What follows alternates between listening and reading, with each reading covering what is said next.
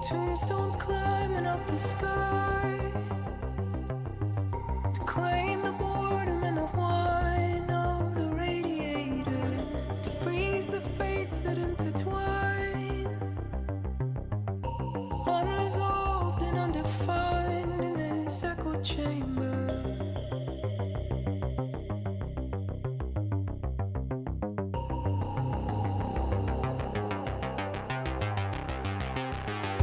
Once you've given up the ghost, just like Lazarus, you'll know there's an operator, some strange passenger inside. To that strange power I'm resigned like an iron anchor.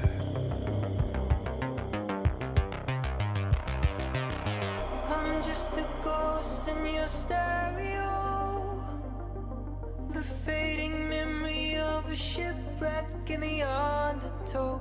You're just a lost song I wrote, and I'm just a ghost in your stereo.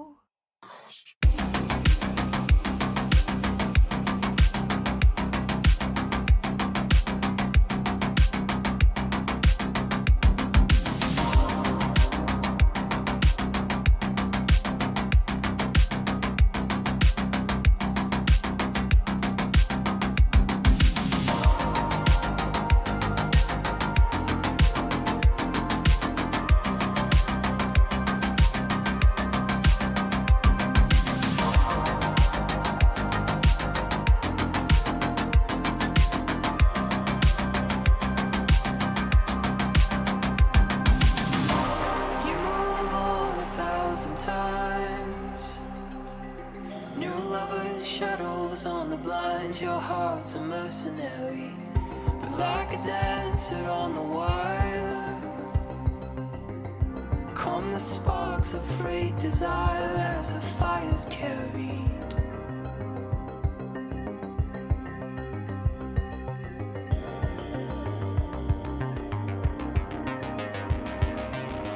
I'm just a ghost in your stereo, the fading memory of a shipwreck in the undertow.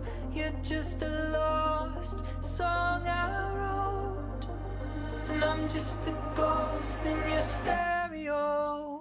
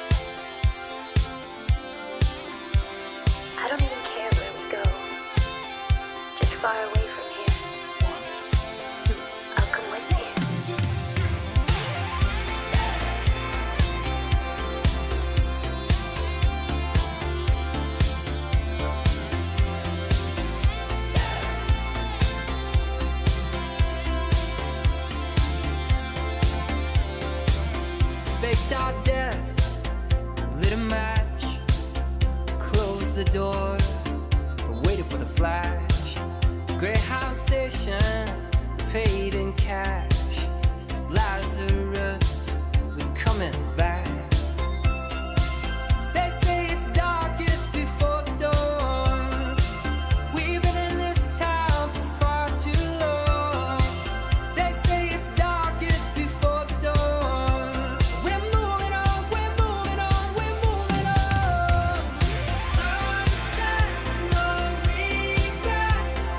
First chance, last dance, stuck in the middle, even bad girls, no good love. You taste so sweet, it hurts a little.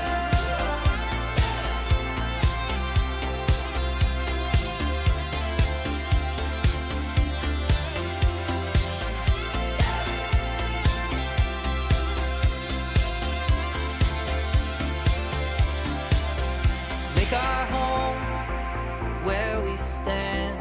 One suitcase and half a plan. Follow the wolves and sing along. Pass the voices to the song. They say it's darkest before the dawn. We've been in this town for far too long. They say it's darkest before the dawn. We're moving on, we're moving on, we're moving on. Sunsets, no regrets. First chance, last dance, stuck in the middle, even bad girls, no good love. You taste so sweet, it hurts a little. Sunsets, no regrets.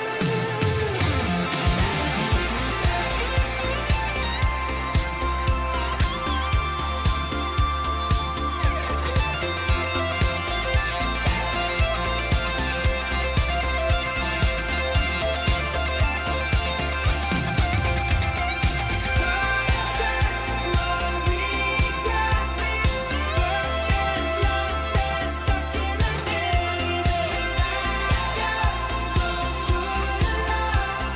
You taste so sweet, it hurts a little.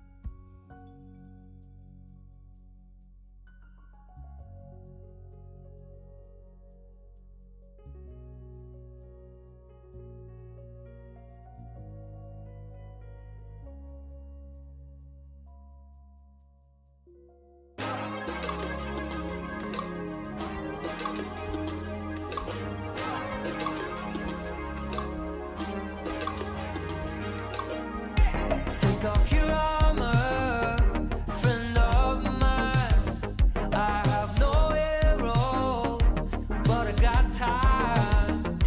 All your sorrow keeps you glued to your seat. But can we get you out of your head and into your feet? And it's not that the rest of us don't have the blues. It's just that some dance partners need a dance partner too. Is that you?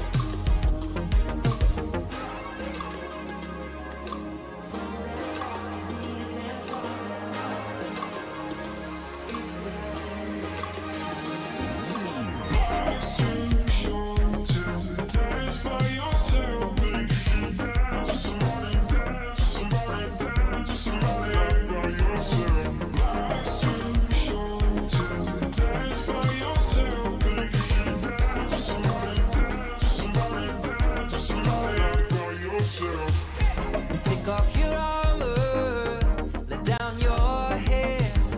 You could sit on your hands or you can get closer if you dare. And it's not that the rest of us don't have to fight for every bit of love and every bit of light. But tonight is Friday night.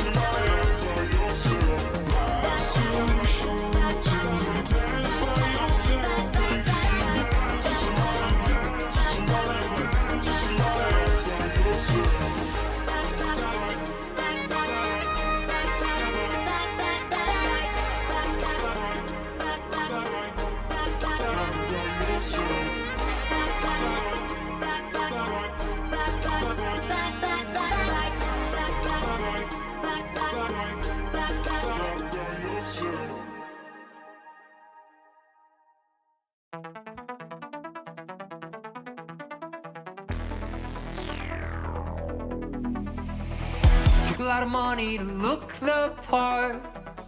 Took a lot of pain to tame my heart. Took a lot of years to lose my fear of flying.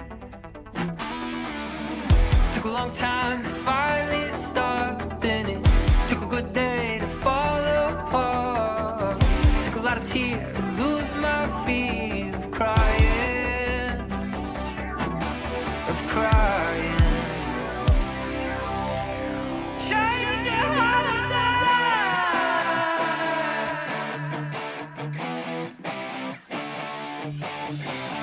Fire, ticking like a time bomb. Fire, burning like a neighbor. Fire, waiting to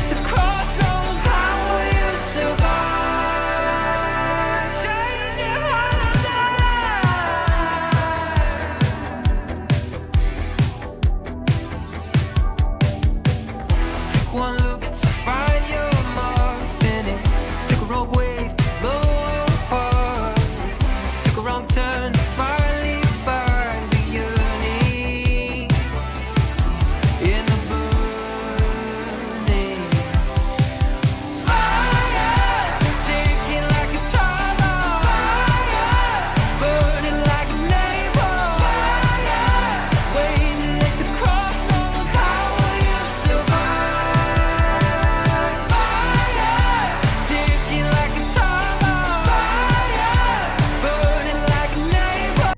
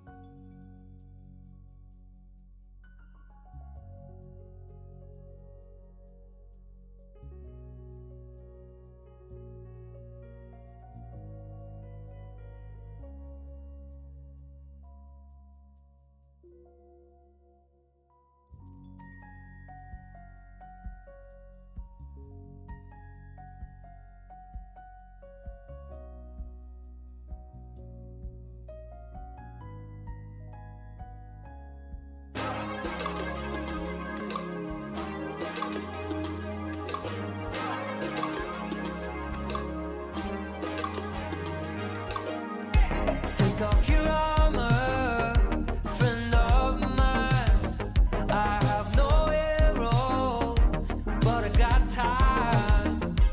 All your sorrow keeps you glued to your seat. But can we get you out of your head and into your feet? And it's not that the rest of us don't have the blues. It's just that some dance partners need a dance partner too. Is that you?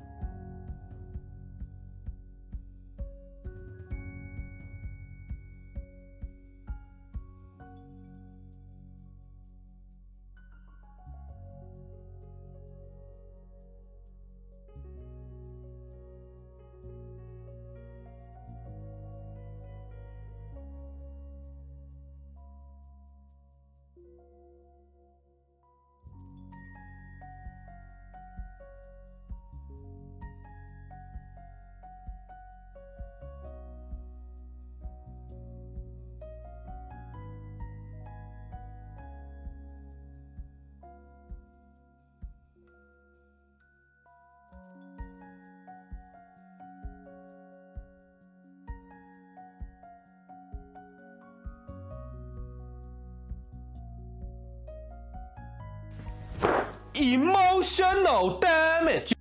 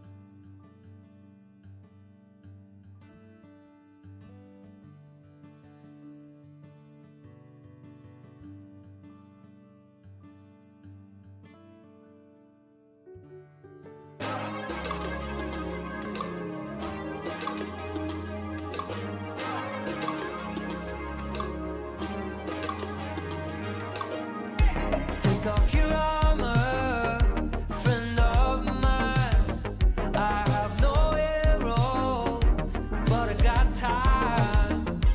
All your sorrow keeps you glued to your seat. Can we get you out of your head and into your feet? And it's not that the rest of us don't have the blues. It's just that some dance partners need a dance partner too. Is that you?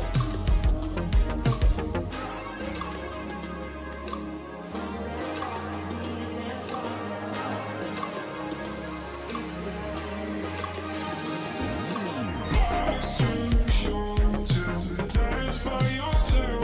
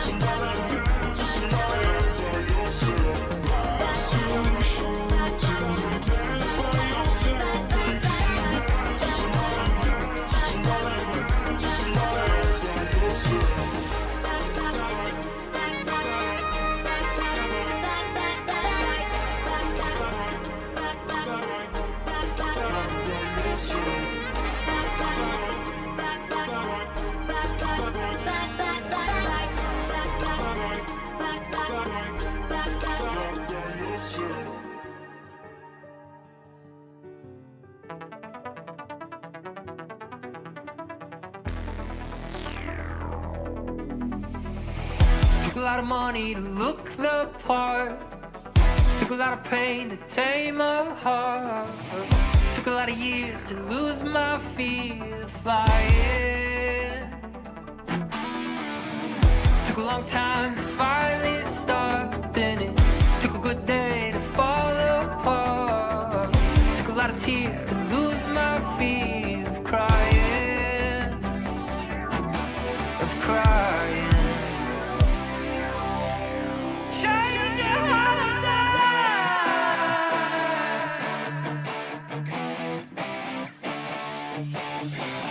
Fire, ticking like a time bomb. Fire, burning like a neighbor. Fire, waiting at the crossroads. How will you survive? Change your holiday.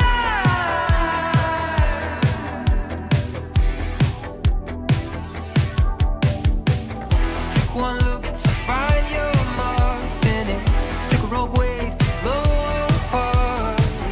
Took a wrong turn to finally find the yearning in the burning. Fire, ticking like a time bomb. Fire, burning like a neighbor. Fire, waiting at the crossroads. How will you survive? Fire, ticking like a time bomb. Fire, burning like a neighbor. Fire, waiting at the crossroads. How will you survive? Change your holiday.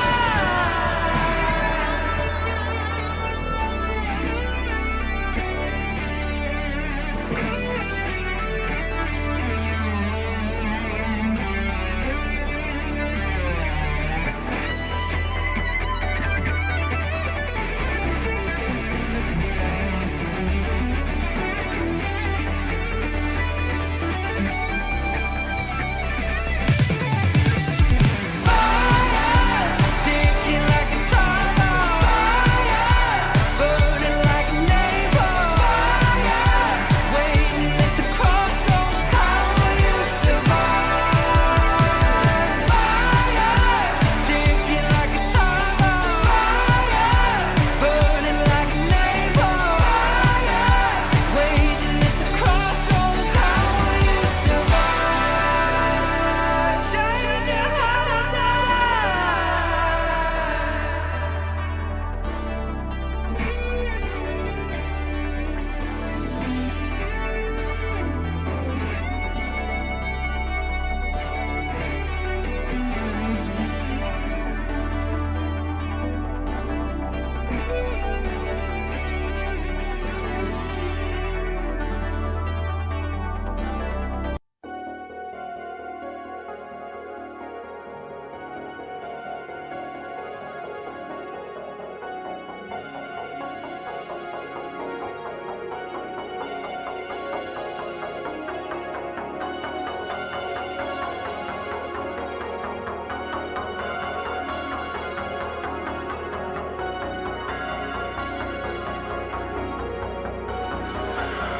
Look, I know you miss her, man.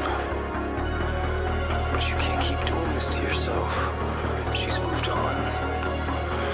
Meanwhile, you're out there just walking the streets at night, alone, in a river of darkness.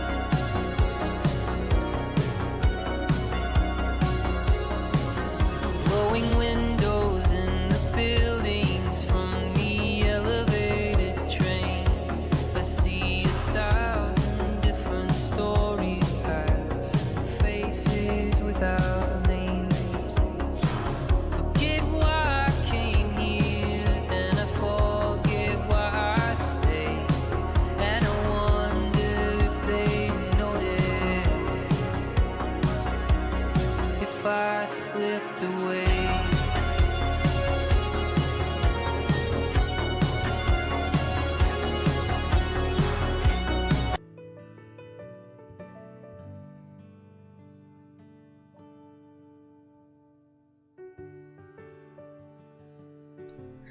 Alright, thank you guys for your patience. Welcome to what we lovingly call Ghosty After Dark. I hope you guys have been enjoying Our Life Now and Forever.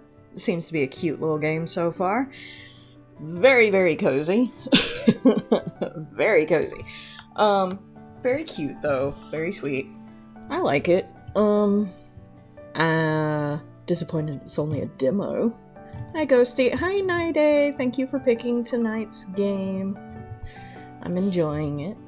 Alright, let me get the Oracle cards because we have a 3-card pull from Nighty. Hi, big brother. Hello. The first game is just as cozy. Is it? Okay, I'll have to play. I will definitely have to play it. Hi, Anzai. How are you tonight? You look like you cozy too.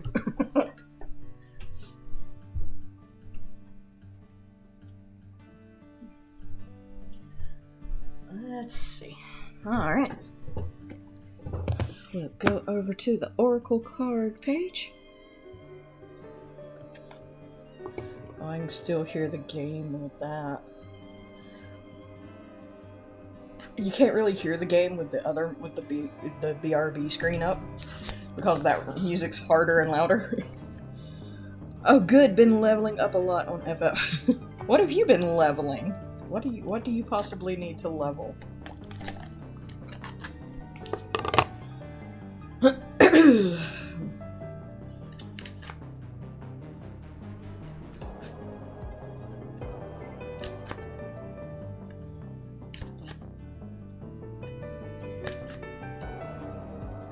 just curious now. I've gotten Reaper to level 90, lol. I think I've gotten Reaper to level 80. I love the interest in the first game is so adorable and just great. Everyone loves Cove. Aww. Like I said, I'll have to try it. I'll definitely put it with the games that we'll play at some point on this list.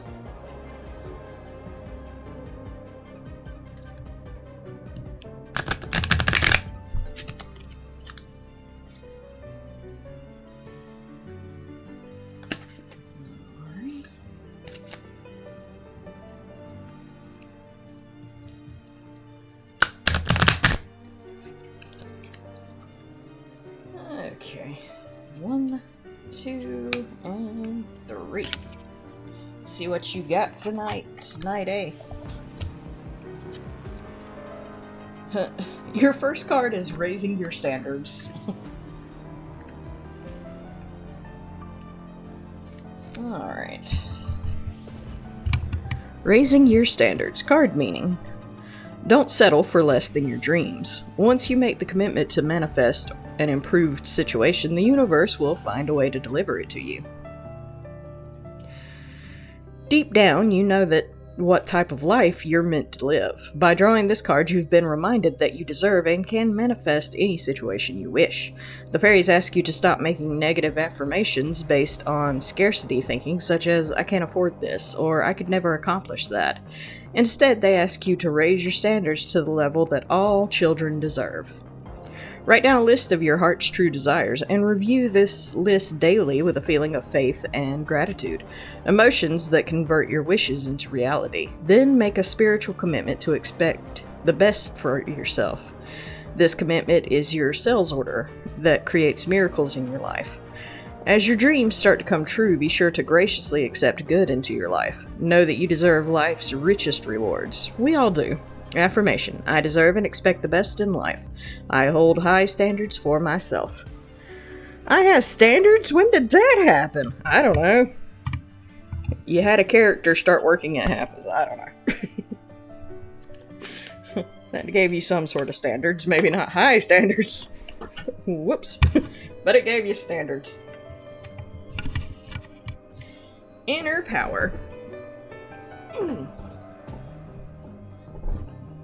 Is your second card. dropped the book on my foot. I'm sorry. Alright. Card meaning.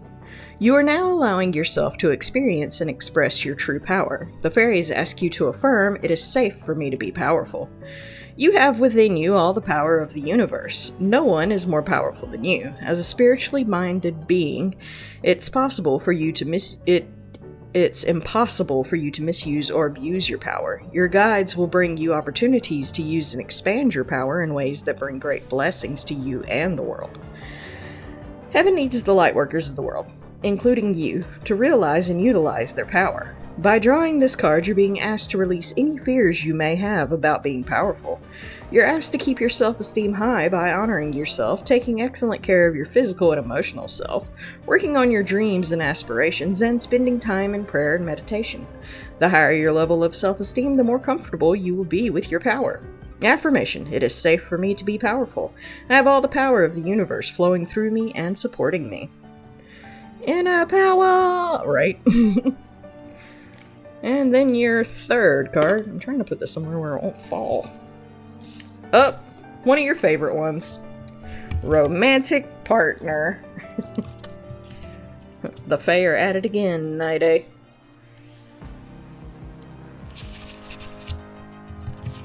Card meaning. A new romance is coming your way. Either a new partner or a revival of passion in an existing relationship will delight you now or in the near future. By drawing this card, the fairy realm wants you to know that a new wave of romance is coming your way. Romance could manifest itself in a number of delightful forms, such as meeting a new partner who makes your heart sing with excitement and passion, or a rejuvenation of waning romance with a current love. Perhaps the new romance will take the form of an exciting getaway, such as tropical vacation, a night at a quaint bed and breakfast inn, or an evening of dining and dancing. Fairies love romance, and they know the importance of feeling passion in a relationship. Ask them to help you with imaginative ideas to create more romance in your life. They remind you that romance is a state of mind, that it involves playfulness and creativity. Sometimes, when we're stressed, we crave romance the most, yet we may not know how to experience romance. Let the fairies help you relax, allowing an inflow of romantic ideas to easily come to your mind, and also giving you the energy to put them into action and enjoy them at the utmost. Affirmation: I am a romantic person. I release any fears I may have about giving or receiving love. A new game, because, that's all I will shoot for. There you go. Maybe it's a new life simulator like this one. You know, you get new choices, new romance choices. There you go. That works. But those are your cards tonight, Night.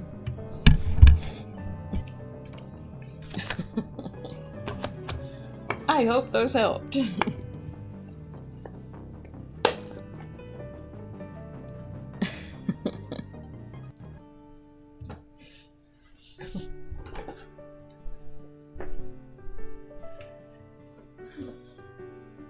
Excuse me. That works for me. Good to know, good to know. Alright, let's see.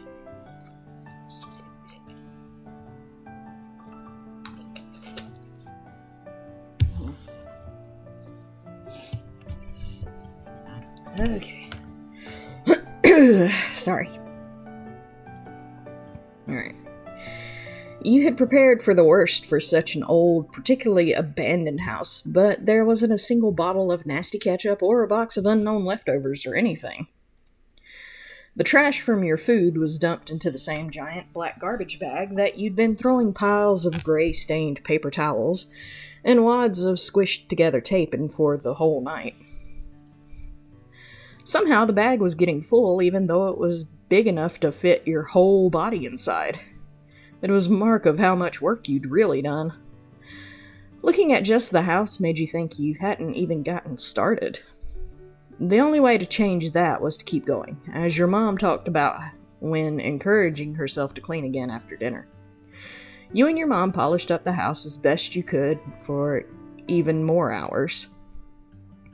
But when your usual bedtime arrived, Mom put the duster and the scissors down She wasn't going to have you stay up late, no matter how excited she was to unpack.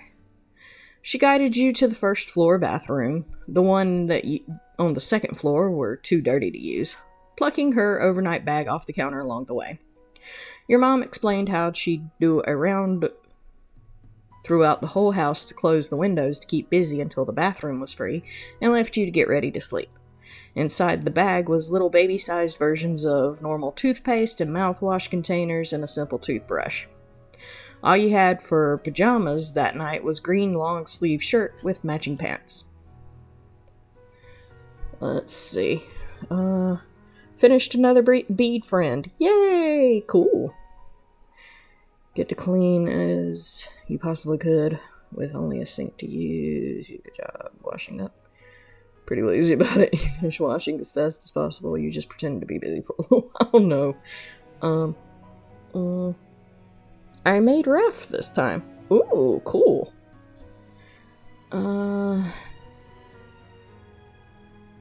Did a good job washing up. After how dirty you'd gotten, it was satisfying to get clean. Then you changed into the PJs and let your mom have her turn. While she was away, you took out your favorite stuffed animal, you took out your favorite action figure, you took out your favorite doll, took out a special blanket, took out a special pillow. There are no wrong choices. I didn't think there was. When I was a kid, probably about that age, it'd have been a stuffed animal. It wasn't something that you could sleep without. The furniture was still plastic wrapped, so you crouched down and sat on the rug. Mom returned in only a couple of minutes wearing her purple pajamas, and she also had sleeping bags tucked under each of her arms. She shifted one forward to hold against the front of her chest and dropped the other onto the floor. It landed with a puff. That'll be mine. Your mom noted while trying to untie the band that kept the sleeping bag together in a roll. She pulled and pinched at the knot. When it didn't budge, she lifted the bundle to her face and used her teeth to pry the thread bands apart from each other. She got it loose and victoriously flapped the bag all the way open. She laid it down on a clear spot on the wooden floor. There you are, Kuji. All ready. Okay. You used your feet and rocked back and forth to move yourself across the antique rug, scooting towards the sleeping bag without getting off the ground. Nom nom nom, right? Mom chatted casually while spreading out her own bag nearby. We'll need to get some wood so we can actually use that fireplace on nights like these. Did your mom know how to use a fireplace? No, she did not. You'd never seen one in person until now, and so far you'd still never seen one that had fire in it. Luckily, the house was warm and cozy, even without that, since the windows stopped letting the chill in. The heater worked. That was sort of a surprise to you. Mom soon settled down on the center of her temporary bed. She sat cross-legged with her back solidly straight. Her hands come to rest on top of her knees, and she made direct eye contact with you. Thank you for the help with the house today. It'll be home before we know it at this rate. Mm-hmm.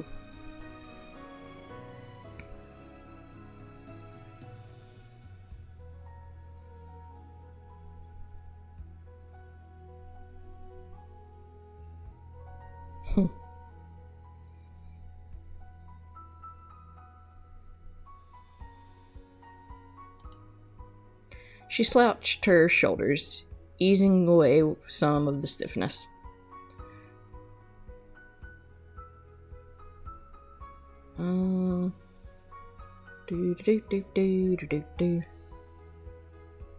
Hey, guess what I did in the neighborhood today? You hid behind the fence the entire time? No, Mom. Okay, tell me, dear. After pausing just a little to build suspense, you begin to narrate the entire story of the paper airplane adventure. From the moment it hit to the way it led you down the forest crossroad, finding Tamarick in her leaf pile and all her surprises, then meeting Key on his tower with his notebook full of loose pages. Mom listened with her whole self, leaning forward and grinning wider with each new turn you revealed. You wrapped it up by explaining how you returned to the neighborhood with Key and Tamarick after everything you'd discovered. What a way to spend the afternoon. I'm proud of you, Okuji. You're a bona fide detective. I had no idea you'd gotten into such a winding journey. Huh.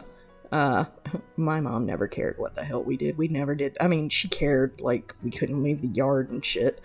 But I mean, like, we couldn't explain to her, like, what we did that day. Like, if we had a story like that, she'd dutifully listen, but and then all in all, it was like, yeah, sure, okay, that sounds cool. You know, you pulled your legs in closer to your chest. Talking to her wasn't always bad. It was a fun story to tell. Somehow the events of the days felt like they were a long time ago, or that they happened to someone else and you just heard about it. Huggles, thank you. But it had been real. The paper airplane hit your shoulder. You held the note in your hands.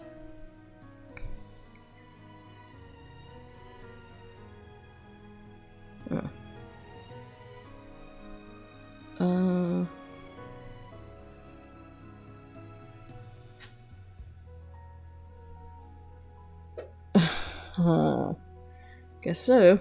And you were saving the paper to give back to Key. It was his note. You wanted to return it to him. With your topic all done, Mom softly spoke up to share her own thoughts with you. It's odd imagining this entire building collecting dust for all this time, isn't it? No one wanted to live here. No renters, not the man who owned it. But it's a charming house. Fucker's haunted. Fucker's haunted. Yeah, it is. How did we get to have something like this?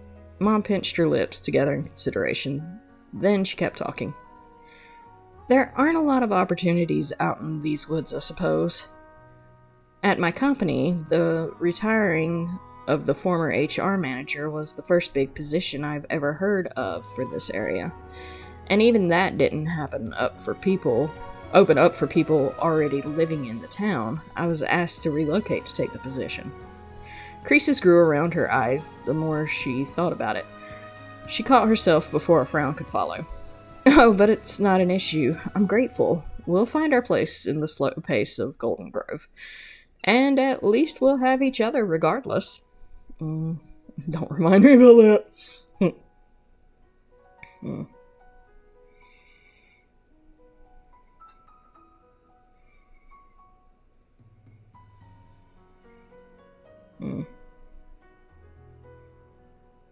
Aw. Do you have any friends? Not here, not yet. Then your mom stretched her legs out fully across her sleeping bag, wiggling her toes inside the black socks she had on. Seeing Mom right there on the floor in a simple place, in the same place you were going to have to sleep was weird. You really hoped your own room would be ready soon. For reals. As you thought about that, your eyelids were trying to tape themselves up with the sticky, gritty stuff your eyes made when it was extra late. Alright, dear, you should get inside the sleeping bag now, before you blink out on top of it. That sounds like a pretty good idea. Scooping your stuffed animal into both your arms, you shimmied into the open end of the bag.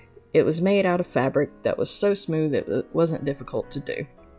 You moved further down until the edge was at your chin. You were wrapped up like a loaf of bread in a grocery bag.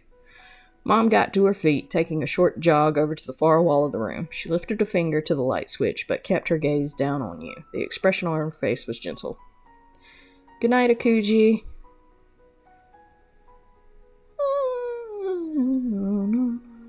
Night. The room went pitch black with a click. While your eyes were trying to adjust, you heard the shuffling sounds of Mom. She'd join you on the floor again. Those noises soon stopped. Mom didn't talk anymore. There weren't sounds of cars passing outside. There was a thumping in your ears, and you thought you might have heard a creak somewhere. The night noises were a lot different than what you were experienced with. They were so quiet and distant, it made you notice them more than if you were clearer. You'd have to get to know the sounds better. It was another part of the house's personality. You were okay with that. It was normal to need time to get familiar with each other. You pressed your eyes shut. In your head, your thought was...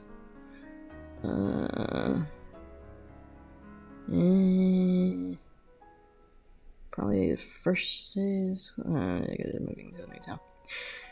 You fell into a comfy dream in what felt like an instant. It was kind of sleep, the type that was well earned for after a good day. Then your second day in Golden Grove arrived.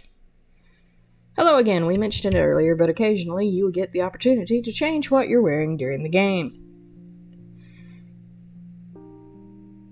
You may also be able to take off accessories like hats and scarves during certain in-game moments. If you don't want to bother with changing your outfit, you can toggle this section off from your detail screen. Turning off the dress-up sections means your layers you chose to take off and keep wearing when you get to school will be your preference for what you wear indoors for the rest of Step 1, or until you turn on dress-up sections again. Would you like to see the dress-up sections in the future? Sure. Have fun! Yeah, we always do. Alright, let's see what we got.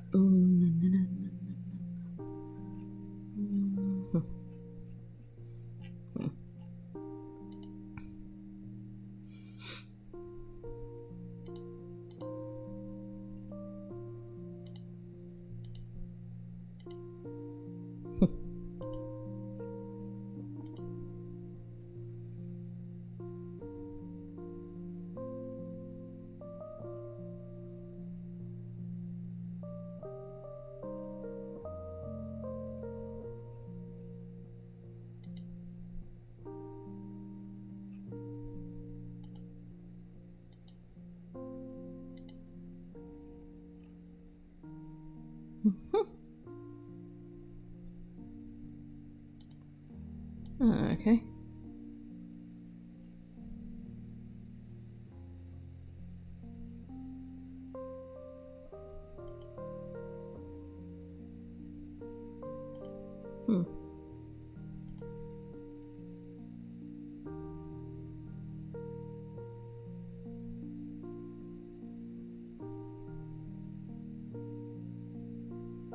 Oh, we could change it to that. Okay. So I keep this on and just sort of hit this. And like...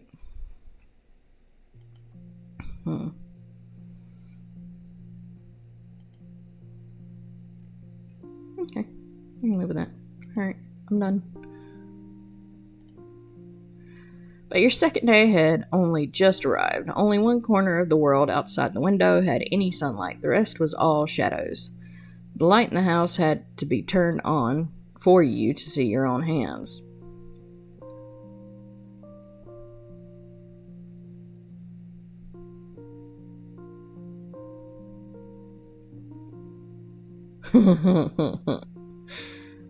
But your home phone wasn't working yet, so you couldn't call the police or the mayor to complain. Same as the start. At least your mom didn't start making you do chores. The unpacking wouldn't be started again until a lot later. That's what your mom said when you were brushing your teeth, for now you both only had what was already out. The food around to eat was still the same stuff from yesterday. It was what you had for breakfast already, and you could see your mom packing it into a brown paper bag for lunch, too. That was the last of the preparation she had to do for your school, you were pretty sure. Your mom really wanted to be the one to get your supplies for the day together. She put stacks of stapled papers, a notebook, your pencil case, a ruler, and more into your backpack. Mom had kept the pack in the middle seat of the car to make sure it would be right there when it was time to use it for class. If it had gone missing, maybe you wouldn't have had to carry your school stuff in a cardboard. I can't read. If it had gone missing, maybe you would have had to carry your school stuff in a cardboard box, the same way you had to bring everything else you owned to this place in big boxes. You watched her from your comfy spot on your sleeping bag. You'd already gotten dressed for the day, but that didn't mean you couldn't sit in bed again. There wasn't anywhere else to. Soon you'd be leaving the new old house and the neighborhood and all the parts of Golden Grove you'd gotten to see so far. The next stop into the unknown, was North Acres Elementary School. You kind of wondered why your mom was bothering with making you bring so many things. None of that stuff in a backpack would make you prepared for that. But school thoughts were shaken out of your head when a muffled thumping sound filled up the air. Mom slowly lowered her full hands down to the counter, and at the same time, her head and eyebrows went up. Guests already at this hour? Your mom left your lunch bag incomplete on the tabletop and went to investigate the knocking.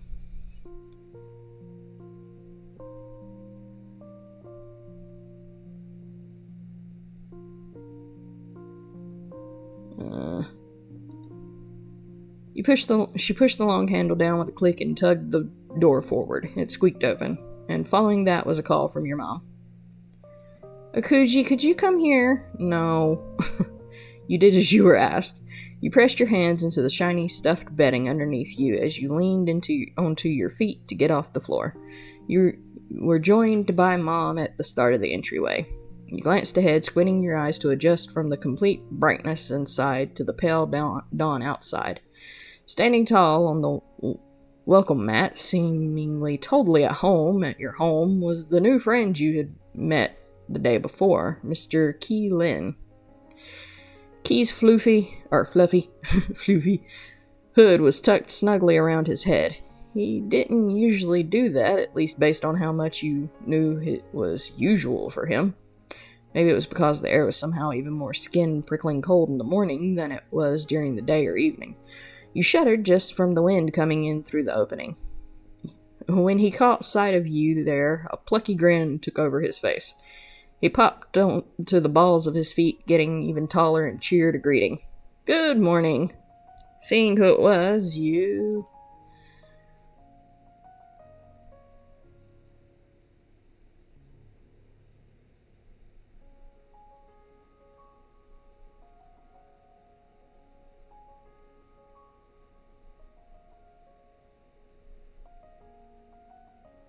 Scooted past your mom to stand. Key puffed up, completely pleased that you'd come over to him. He mirrored your move, so he was facing you instead of Mom.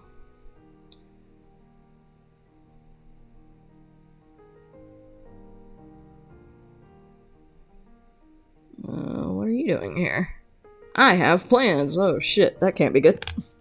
Oh, we got a thing. Thank you for your patience. Your support during these ad breaks keeps the stream alive and thriving. Stay tuned, the conversation never ends here. Newscast update from Clockwork Ghosties Follower Appreciation Night 8. Silver Angel Kitsune is on a bead roll crafting a new buddy raft.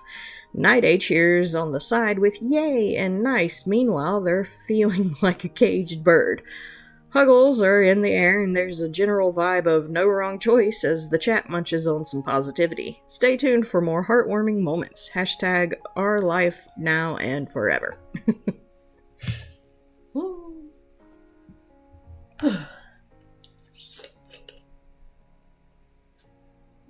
Lol.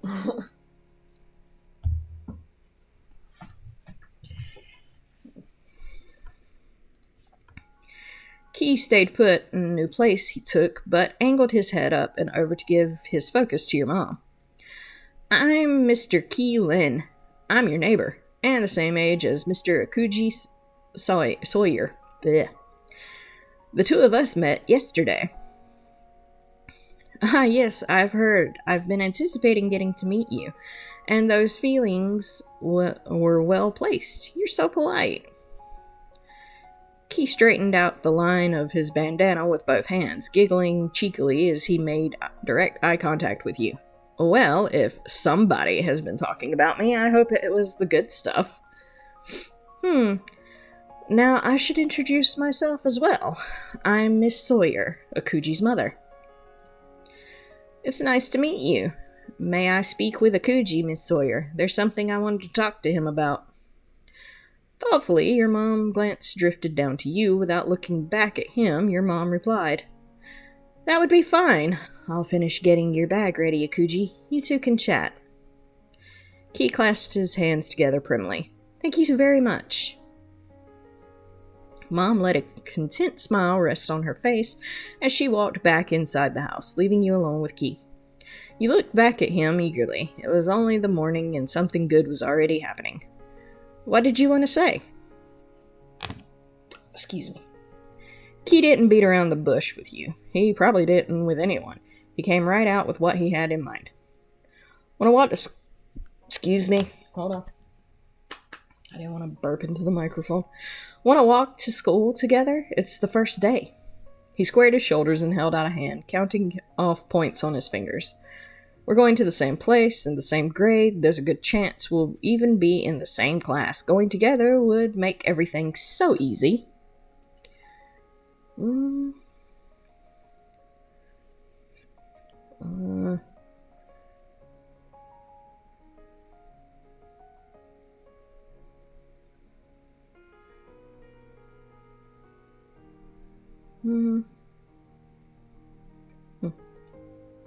Alright.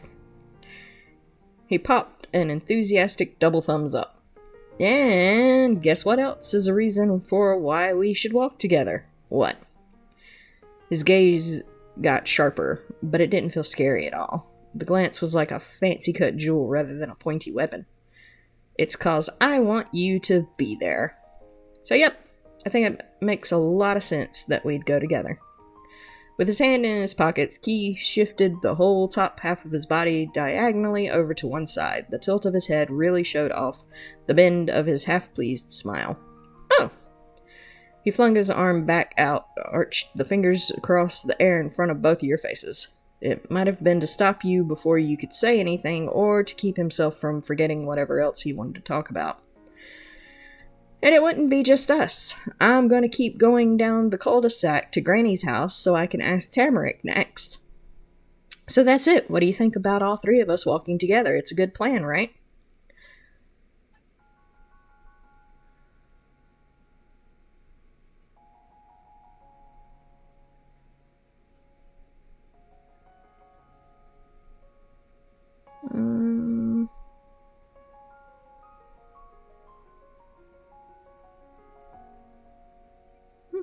Great idea. Want to go. Hydrate. Thank you, babe. You swung your hands behind you and spoke out again. I'll get my backpack and tell my mom we're going. Cool. I'll wait here for you.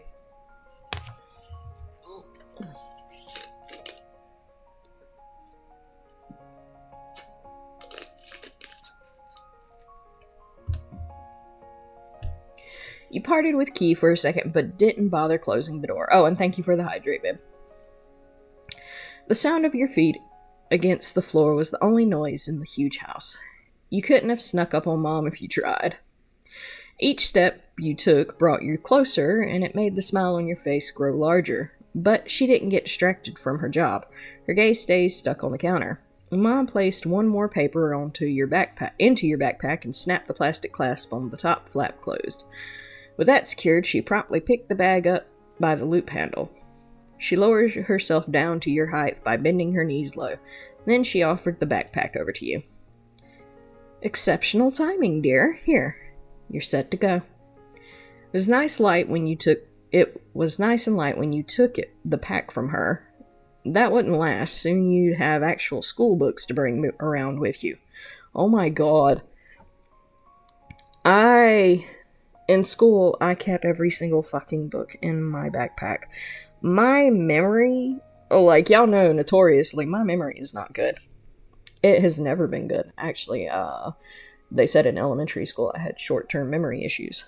But I couldn't remember locker combinations in middle school and high school. So I would constantly forget them and not be able to get things out and would have to have somebody come cut the locks off. So often that I finally just started carrying all my books in my backpack. And that is probably why I have back issues, is because I just kept everything in my backpack. I was like, fuck it, I'm never going to remember these combinations and how to get them correct, so yeah. I had huge ass backpacks just stuffed with books whenever I was in school. Just everything was in there. And y'all know, I'm a pack rat, man. I kept everything. I had binders, I had books, I had notebooks, I had random ass doodles. Just everything. What happened with our guest? Did he leave? You answered the question while looping one arm after the other into the wide openings of your backpack straps. He's out there still. Key wants me to walk to school with him. Can I go? You shifted your grip to the dangly ends of your armbands, then gave them a swift tug to tighten the straps, fully securing the bag against you. He come over to ask you that? Talk about convenient. The young Mr. Lin must know the way far better than I do. You certainly can walk together. Good. Your mom could be reasonable sometimes. Sometimes. As she smiled, her face lit up softly like the early morning sunshine outside. Mom pinched the tip of your chin between her thumb and her pointer finger. Enjoy your first day. There's only one of them per year. Thank goodness. I hated school. I hated school so much. Maybe she was right. You would look at that as nice instead of what was going on. You still weren't cheery about going to school, and that was a fact. You didn't feel any better, but you didn't want anyone to notice. You couldn't even pretend it wasn't. She let go in order to place her hands on her thighs, needing to balance herself as she stiffly straightened up to her full height.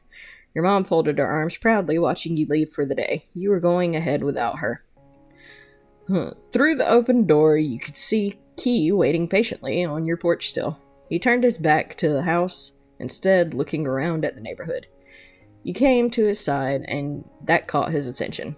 But his gaze didn't go to yours. It went right to the backpack you had on. Key grinned hopefully.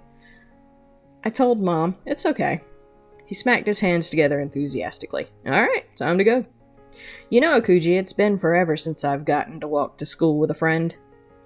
You perked your ears, going super alert. He said you were friends. You thought you were, but it was totally different to have him talk about it just like that.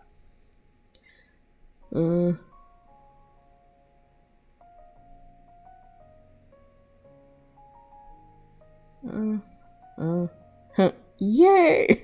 Yay! I knew you liked me. A smirk went across his whole face. Key was full of certainty. I do, and I knew that you liked me. Key easily swiveled all the way around on his heels. He firmly planted his feet on the floorboards of the porch to close out his move. Then he confidently strode forward and leapt over the little steps to get onto the ground. Key had places to be, and nothing was going to stand in his way. Happily, you went along with him down the stone path, past the fence, and into the neighborhood sidewalk. It took less than a minute to go around the bendy curve of your neighborhood that led to the least pointy, least colorful home on the street. Tamarik's house. Also her Omi and Opa's house. Key and you wandered right into the uncharted territory of their porch.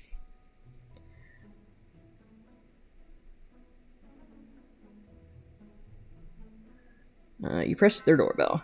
It made a dingling sound until you took your hands off. Key brought his arm to his side, shook his head to readjust the way his hair fell around his shoulders, and positioned himself squarely in the center of the entryway. The old door began to jiggle on its frame like it was shivering cold from being outside this early too.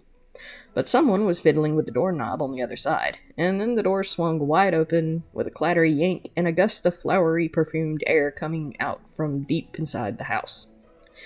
Still clasping the handle and leaning her head against the wood, Tamarik was there to greet you. She had her bag and scarf on for the day already. Hello. Good morning, Tamarik. Her eyes popped open. She hadn't looked to see who was at her door before saying hello, but she could tell who it was from that answer. Tamarik's tone of voice lightened even more. Key and Akuji! You're both here! Hi!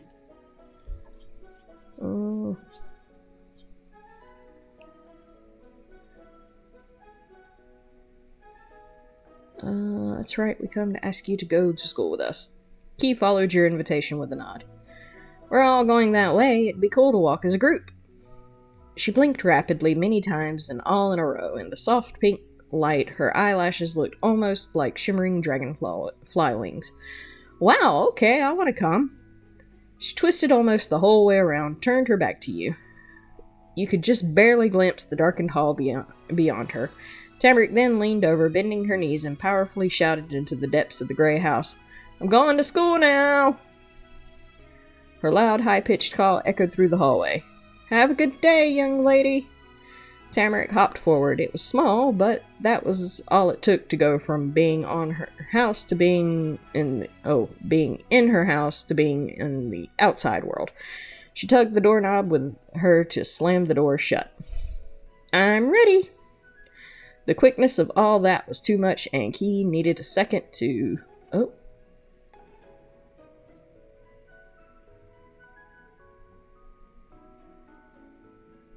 Huh?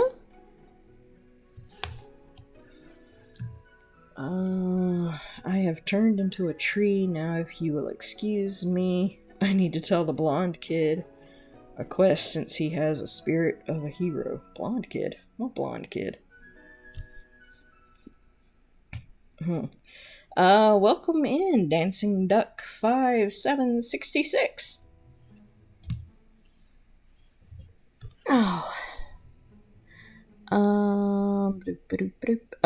The quickness of all that was too much, and Ocarina of Time, hint hint poke poke. Oh, okay, that makes sense.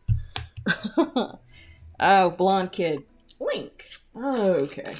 Thanks for the hydrate.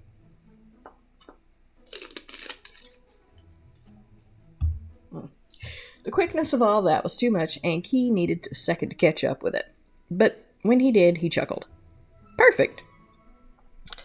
The Deku Tree. Oh, okay. And by the way, people don't always call me Key, especially at school. I've got a nickname. It's Autumn, because that's what my name means. Oh, okay. I like Key. You do? Thanks.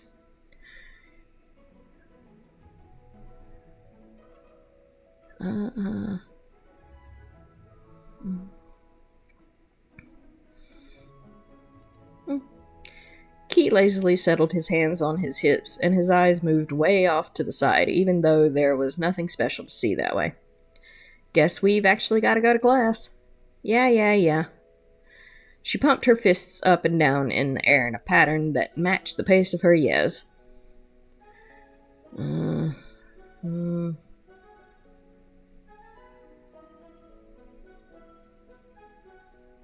Or we could not go? We're definitely going. I'm walking both of you there. All clustered together, you, Key, and Tamarick tramped off the white wooden porch. The full set of cul-de-sac kids hit the road again. The trip was almost the opposite of last time. The sun was coming up instead of going down, and you were leaving the neighborhood instead of going back to it. Lol. But that wasn't what really stood out to you. It was a little bit amazing you already could compare it to a last time. And you could guess that this journey with them wasn't going to be the actual last time it ever happened. It's just become the last time it happened before the new next time. The first part of the school trip wasn't hard. There was only one way out of your neighborhood unless someone hiked out into whatever the woods went. That'd be cool. Maybe you'd be able to do that someday. Your actual path forward had you brush past the forest fork that originally led you to meeting Key and Tamarick. But you weren't stuck with the same limits as before. This morning you moved right on by without even stopping to check what might be hidden away back there. Now you traveled even further. The woods crowded in closer and closer around the one road that led out, until suddenly structures began to appear in between the bushes. The thick overhang of leaves pulled apart to show the sky. The world unfolded ahead of you. Sunshine climbed mountains to just barely tickle your cheeks while the stars still clustered against your back. You were right in the center of a windy mountain path. It flowed over the uneven ground, blanketing every small bump and bend like a river bank. Along the street, huge wooden poles rose into the sky in a row that rivaled the trees. Stretching phone lines and reaching branches wove the whole town together. Even though Golden Grove was a lived-in place with man-made things, the vast wilderness was as much a neighbor to the residents as the real people neighbors. Tamarick tramped over the grass, swooshing her arms in full-length swing in front of her. She didn't get anywhere near the tarmac. Key's stride was a lot breezier. He took the spot in the line closest to the road and didn't even check for cars. His eyes were aimed at the now viewable sky. You ended up somewhere in between them. If Tamarick was a swoosh and Key was a breeze, you were a storm. Each step was heavy and crushing. The dirt had to deal with your bad mood if you had to deal with a new school. Yeah, that sounds like me. I couldn't deal with all that. All that air went out the window when Key started moving his hands around even more than Tamarick. He frantically stuck his fingers in and out of each one of his pockets while poking his tongue out at the corner of his mouth. You and Tamarick just watched as he tugged at his jacket and pants while walking. The two of you probably shared the same exact thought. He was looking for his notebook, or paper, or something. Aha! And it was paper. But it wasn't his special tan pages. The thing Key grabbed was a thick, folded packet of white printer paper that was covered all over in tiny ink words. You could instantly tell what it was. That many papers stapled together with that many little words on them only ever come from one place: school. Key held it close to his face. He had his nose completely in what was basically a book, but for some reason he started to talk to you and Tamarick. Which room did you get? For a second, Key peeked over the pages to look at both of you. Who's your teacher? Tamarick thought hard, but she didn't find an answer in her head. She squished her hand under the flaps of her bag without unbuckling it. She had to find her own papers.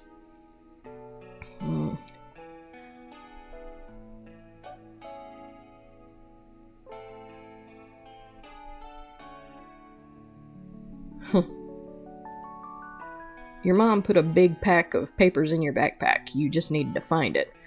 While you rooted around for it, Key shouted, "Here it is! Room 24. Mrs. Murray." Key used his thumbs to bend the papers down. They stopped hiding his face, and you could see he was stunned. Tamarick waved her packet in the air in a crinkly flurry. "Me too! Great! What about you, Akuji? Is it Mrs. Murray 3? You yanked the papers from your bag, and speed read the huge chunks of large words that explained the school procedures and student enrollment. Lucky for you, the part you needed to know was smack dab on the front. Teacher, Mrs. Murray, room number 24.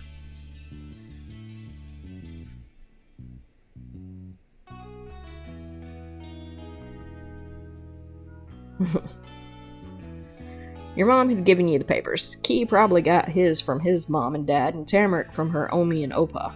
Despite being kind of different, the papers were all the same. A smirk settled on its regular spot on Key's face. All according to plan if he somehow could have planned it. We're roommates. That's not how that works. Kind of, but no. He didn't need the packet for anything else, so he stuffed it in his pant pocket and with a shrug of one shoulder. There's only 3 5th-grade classes we could have been in. When Key made sure it was deep enough to not just fall out, he brought both arms down into an even bigger shrug and chuckled too. But Mrs. Murray, I almost made it without her being my teacher. It was close. Tamarick peered into his face with wide eyes, leaning over so much that you almost walked into her. She didn't have to say what her question was with words. Key got it. Don't worry, she's nice. She's the best teacher for you two. Key made a very serious and reassuring okay sign with his fingers. But in an instant, it snapped into a pointing gesture. And you're probably gonna be shocked, but Miss Murray isn't just a teacher. She's a mom. She has kids that are just her kids, not students. I'm glad kids are just her kids. They have no dad or anything like that. They're just hers.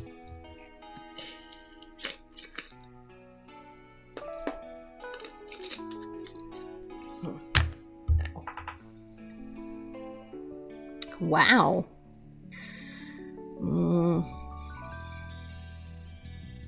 I am the shocked, me too.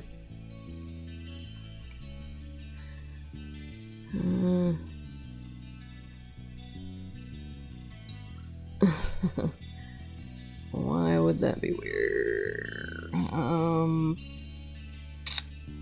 I don't have anything to say about that. I used to know a couple of kids back in elementary school whose parents were teachers, and they were little shits because they could get away with everything. I didn't know a teacher could have a kid. Wow. Well, they can. I mean, it's not... But now I know where we're really going. I can bring us right to the door. The extra burst of confidence got Key to take a few long strides ahead of you and Tamarick, keeping his chin high. Tamarick bounced across the grass, kicking her knees high to catch up.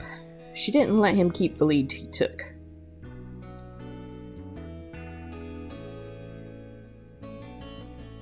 You ran forward to get back in the middle of the row. You were greeted with grins from both of them.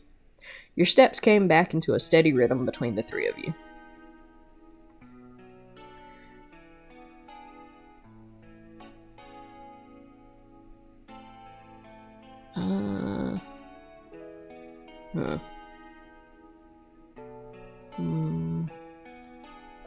Tamarick chuckled eagerly, gaining on extra skip in her step. They talk about that when they have coffee together. They said there was one person who lived in there way before you came, but they left and the house had nobody in it. You surprised them. Omi and Opa thought no one was ever going to move in it again. Huh. With one eyebrow raised, Key tapped his finger against one cheek. I'm not sure if I met that person. It would have been when I was really little and I just don't remember. She slowed down again. It wasn't as fun when she didn't know the answer. Maybe.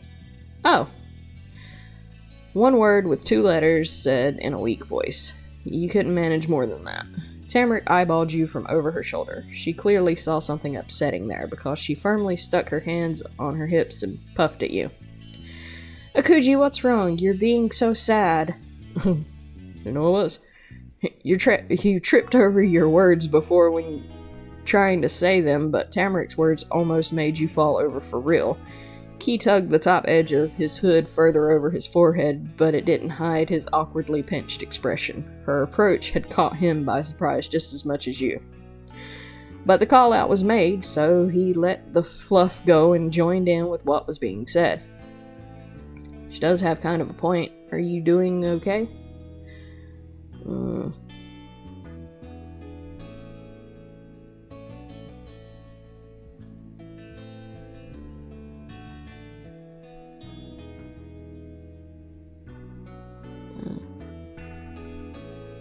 I'm okay. Tamarick and Key frown. Now no one was happy. Well, god damn it. Huh. I don't know what it's like to move someplace else, or go to a school that's different than before. Not even a tiny bit. But thinking about me doing it, I feel like it'd be tough. Since you're really doing it, I guess that means you're pretty tough. You too, Tamarick. She flipped her frown upside down. We're on an adventure. Things are getting good. You'll see. Her excitement for you weren't even sure what about this made her so excited. Maybe Tamarick thought change was fun. She didn't care what changed. But no matter what that spark was, it couldn't be put out by anything. Key bounced off her positivity. Yeah, great stuff is right around the corner, though maybe not having to go to class after that point. He got Tamarick to laugh with that. Her hand squished into her cheeks in delight.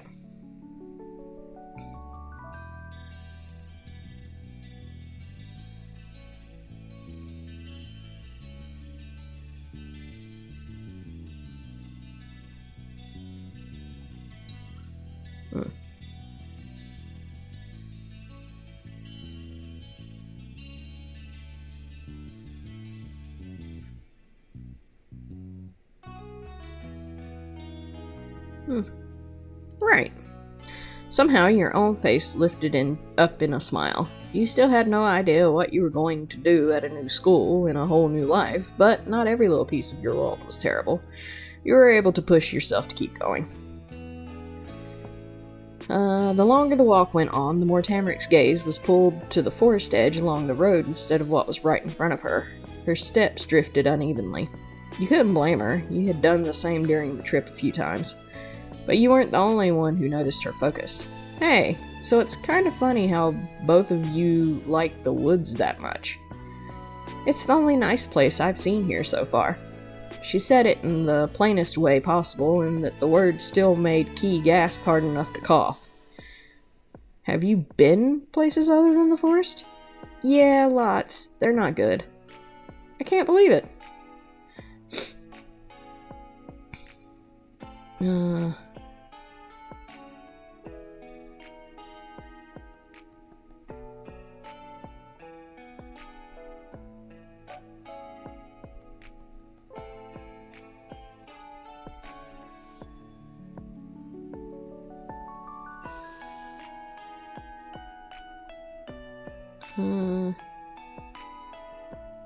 Both places could be good. They're just different.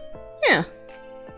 Key shook off the shock Tamarik's statement hit him with. He turned his cheek to the front as he rolled his shoulder. He was winding up for a comeback. I guess I can give you one thing. There is a pretty special kind of fun that, in all my years of living here, you can only ever have out in those very woods. Nowhere else. Really? What is it? He'd cast a reel and Tamarik was hooked on it. She instantly became invested in whatever mystery Key had up his line. I'm not gonna tell you. What? Tamarik shrieked in a tone so high it scared away a bird who was minding its own business in the tree above. It was hook, line, and sinker. The beat of its wings fluttering through the air matched Key's giggling. He brought a hand to his chin and leveled a mischievous glance at Tamarik. One day you'll understand. Probably. And that was really it. He closed up his lips, folded his arms, and settled into not explaining for the rest of the walk. Tamarik could accept that, or couldn't get the hint. She pestered him with the passion in her words getting stronger every time she repeated them. Tell me the special thing. Key, tell me the special thing!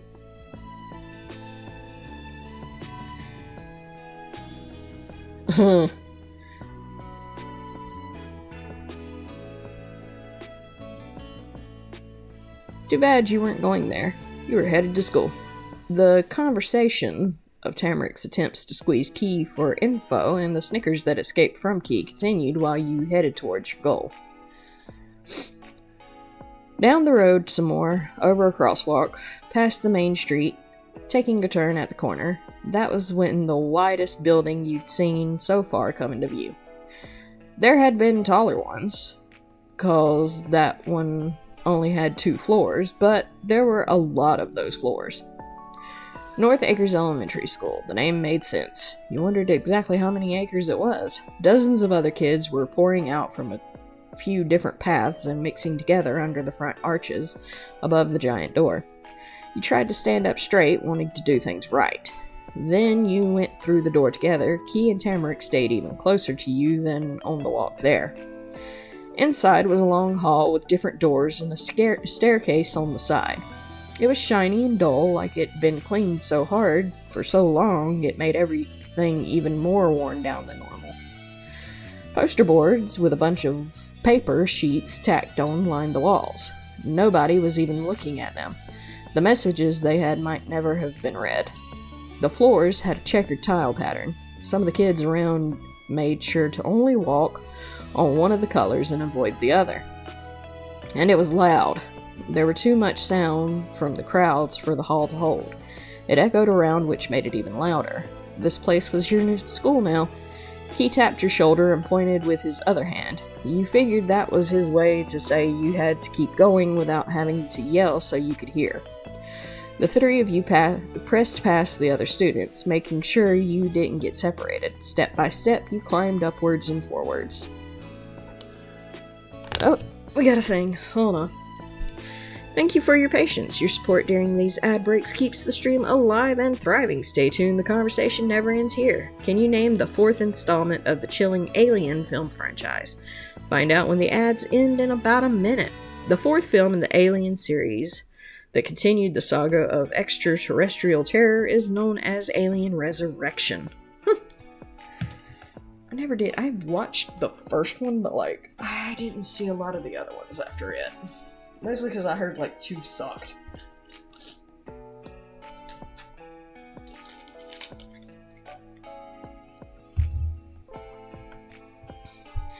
Key waved a hand towards the right door when you'd reached the top. You'd arrived for the first day of class right on time. The little bit of cold you'd brought inside the school on the tip of your nose and over your cheeks had finally drifted off your face. It was nice and warm when you went into the room. Your brand new class, 5th grade room number 24, smelled like people hard at work, cut construction paper, crayons, glue, anything could be made with that. There were tons of leaves stuck to the different colored walls, climbing around the windows, hanging from shelves, and sneaking out from behind boards where some of those things could be made. Kids sat together in a class in close groups. The desks were pushed up to make bigger tables. There was just one chair by itself, right at the front, or the back if the way in was the front door. Tamara took it in a loud breath of waxy air. Wow, I thought it was going to be ugly.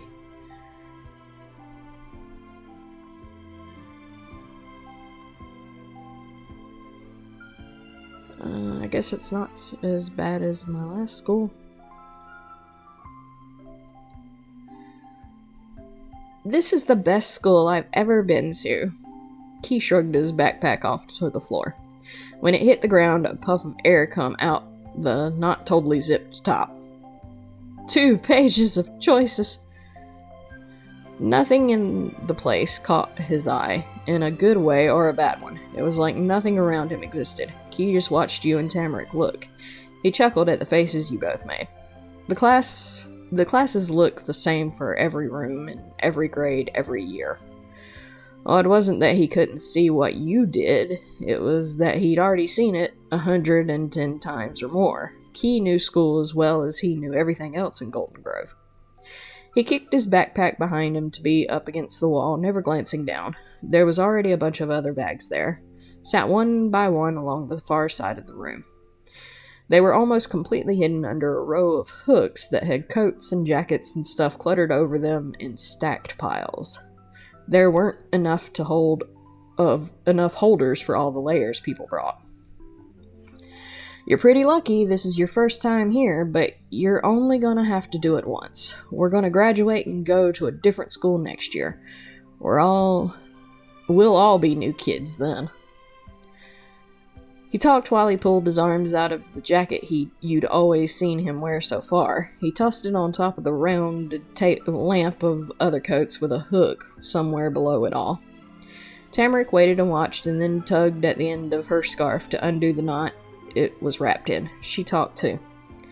I told you this place was weird and never changed. That made Key at her. The sound was almost exactly like the noise his backpack made a minute ago. School's different than the entire town, Tamarick. Tamarick didn't say more words against that.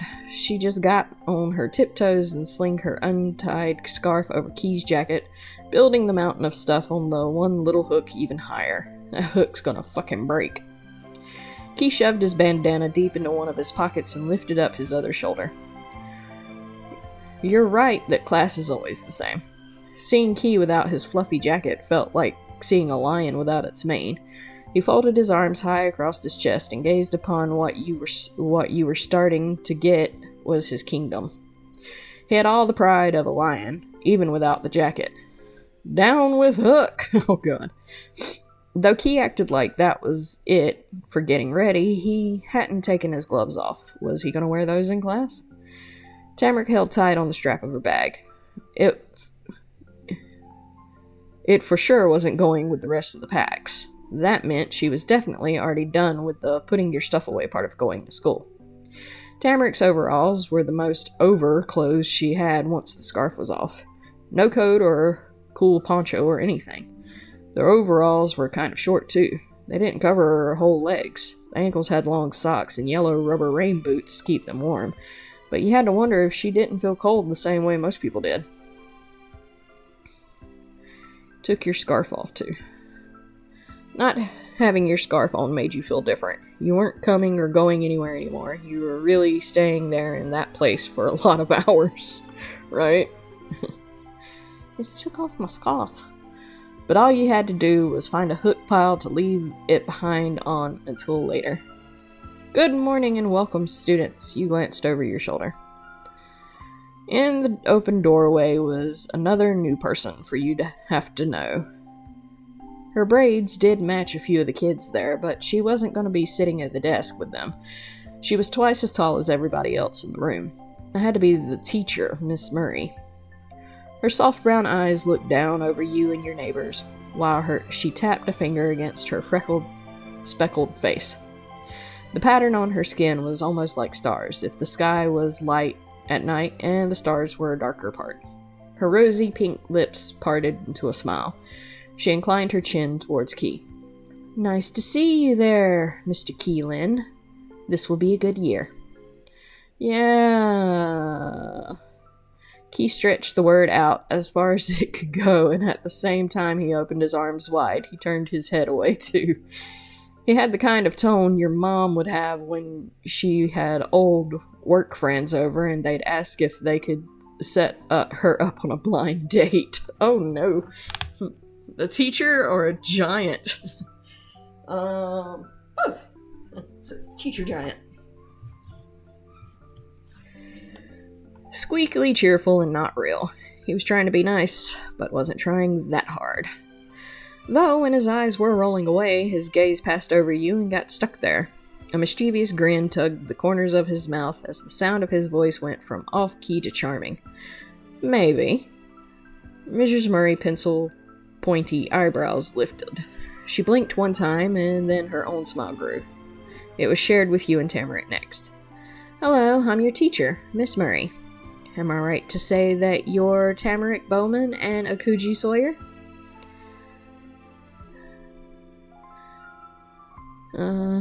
Nice to meet you, Mrs. Murray. I'm Akuji." Tamarick bopped her hands in the air and twisted it in place to swing her bag so it hung behind her back. "And I'm Tamarick." "That is so great." Miss Murray spoke sweetly in a way that was just nice. Wasn't surprised or relieved to find out the answer. She probably didn't need to ask to know who you were. Teachers knew a lot. "If you'd be so kind, would you mind coming over to my desk over there in the far corner? I'd like to talk to you two before class begins." "Okay." "Oh shit! 5 seconds into school and I'm already having to go up to the teacher's desk." "I didn't do it. I didn't put the firecrackers in the toilets, I promise. It wasn't me."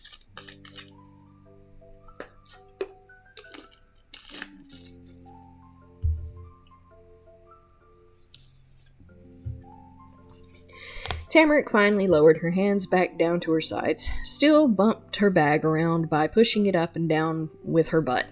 It clattered loudly and Miss Murray pretended not to hear.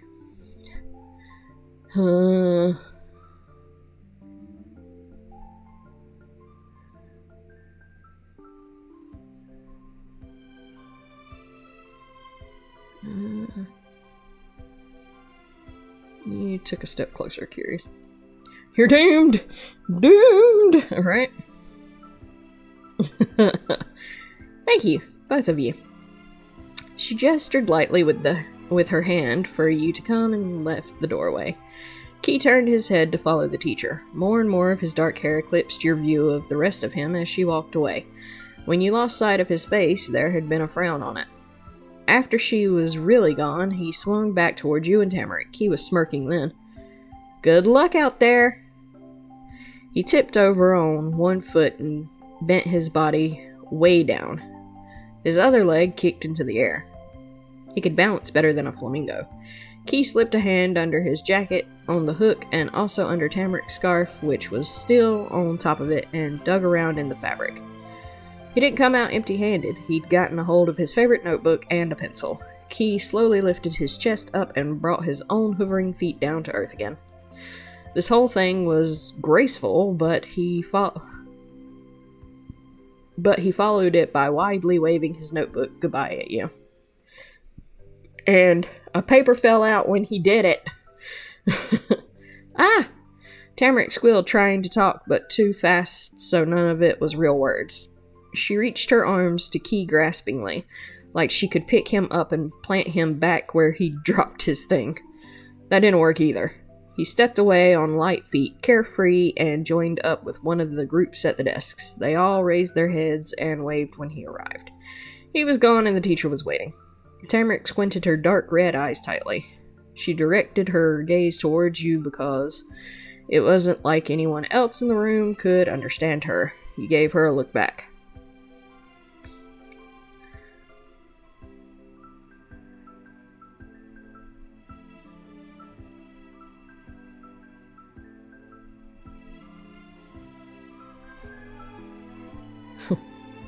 Scatterbrain. This is gonna be a long, however long it is. Picked up the paper and put it in your pocket without looking. You made a beeline to the tan page on the dark blue carpet and snatched it off the ground before somebody could step on it or it could blow away and get lost in the middle of a forest. You simply tucked it away. That was taken care of. Tamarick pretended to be a jack-in-the-box like she did yesterday. This time it was by bending on her knees before bouncing straight. Her fluffy locks of hair shook around her round cheeks. Come on, Akuji. She skipped off to the teacher's desk, all smiles. You caught up to her in no time and walked the rest of the way side by side. Off in the corner of the other side of the room was the teacher's old dark brown desk. At least the very top of the wood was dark. The inner part was a lot lighter. You could see that from all the tiny cuts and scratches over the surface. It was as far away from the desks as it could be. You guessed that was so she could have these kinds of talks without everybody else hearing the whole thing. Miss Murray didn't sit in the cool rolling chair that went behind the desk. She stayed in front and only leaned her back against the top edge. She got to talk to you and Tamarick gently, 'cause she didn't have to push her voice across the piece of furniture that separated students and teachers.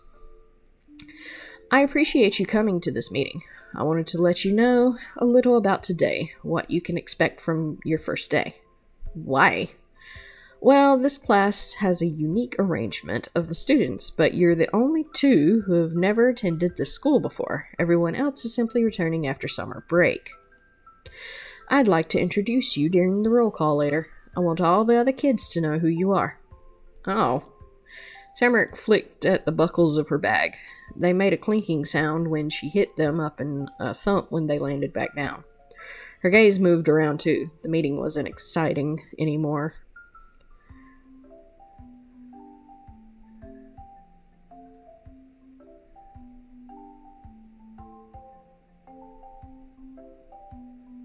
It was gonna be so awkward, you knew it. People would stare and make faces and you'd have to sit there or stand there like a big weirdo while the teacher talked all about you. The face you made wasn't what any teacher would have wanted when they told their students their plans for class. Miss Murray could only offer promises over her plans and no proof. I'll make sure it will be alright. The kids will get it. The teacher slid her hands across the desktop behind her and spread her fingers out wide. In a couple of minutes, I'll be telling the class to take their assigned seats. You'll have those spots for the rest of the year. I made a seating plan already, but there is a bit of a wiggle room to help you get comfortable if you'd like. Tamarick's hand flew from her bag to her cheeks. That sounded like a smack. Does that mean me and Akuji get to sit together? 'Cause we're neighbors and friends. Oh, God. She will probably sit us the furthest apart, because that's what you do with children in elementary school when they say they're friends, because they will talk and make noise and be annoying.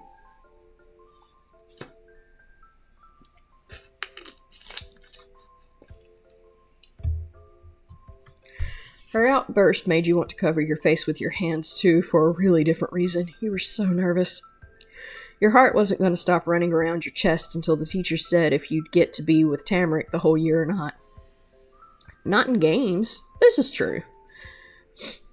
A twinkle was in Miss Murray's eyes when she finally said what you were hoping for. You thought she might have paused on purpose to make it more dramatic. Yes, I can put you next to each other. Woohoo!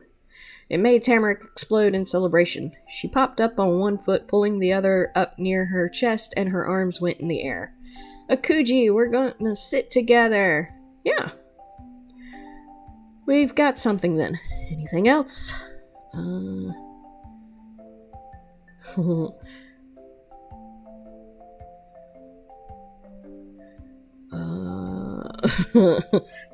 I see possible, like, I would want to add Key, but I also would want to sit at the back of the class.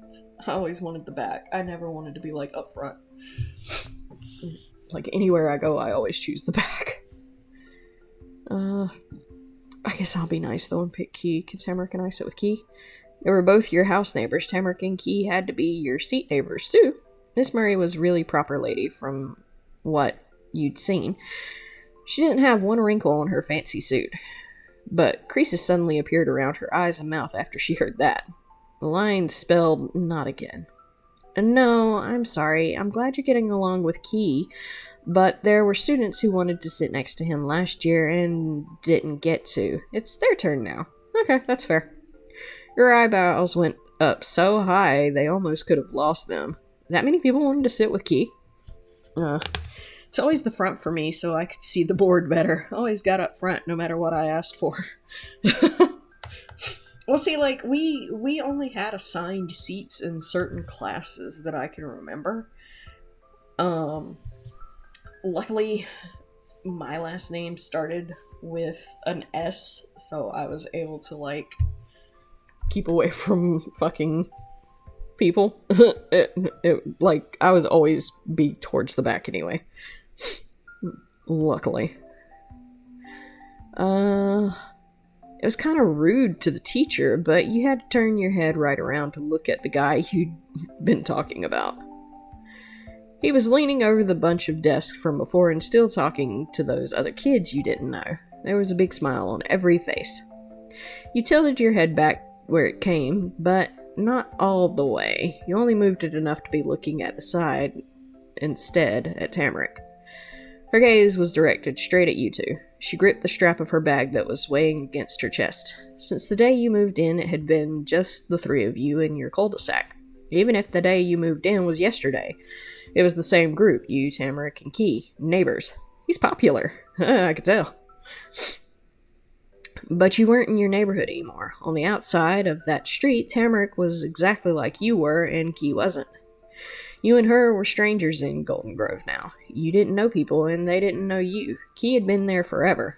And it wasn't only that.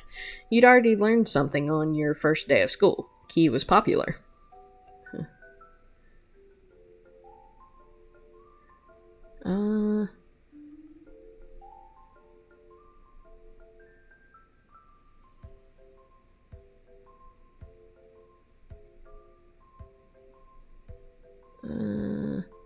We're going to let that change things. The three of you were still friends.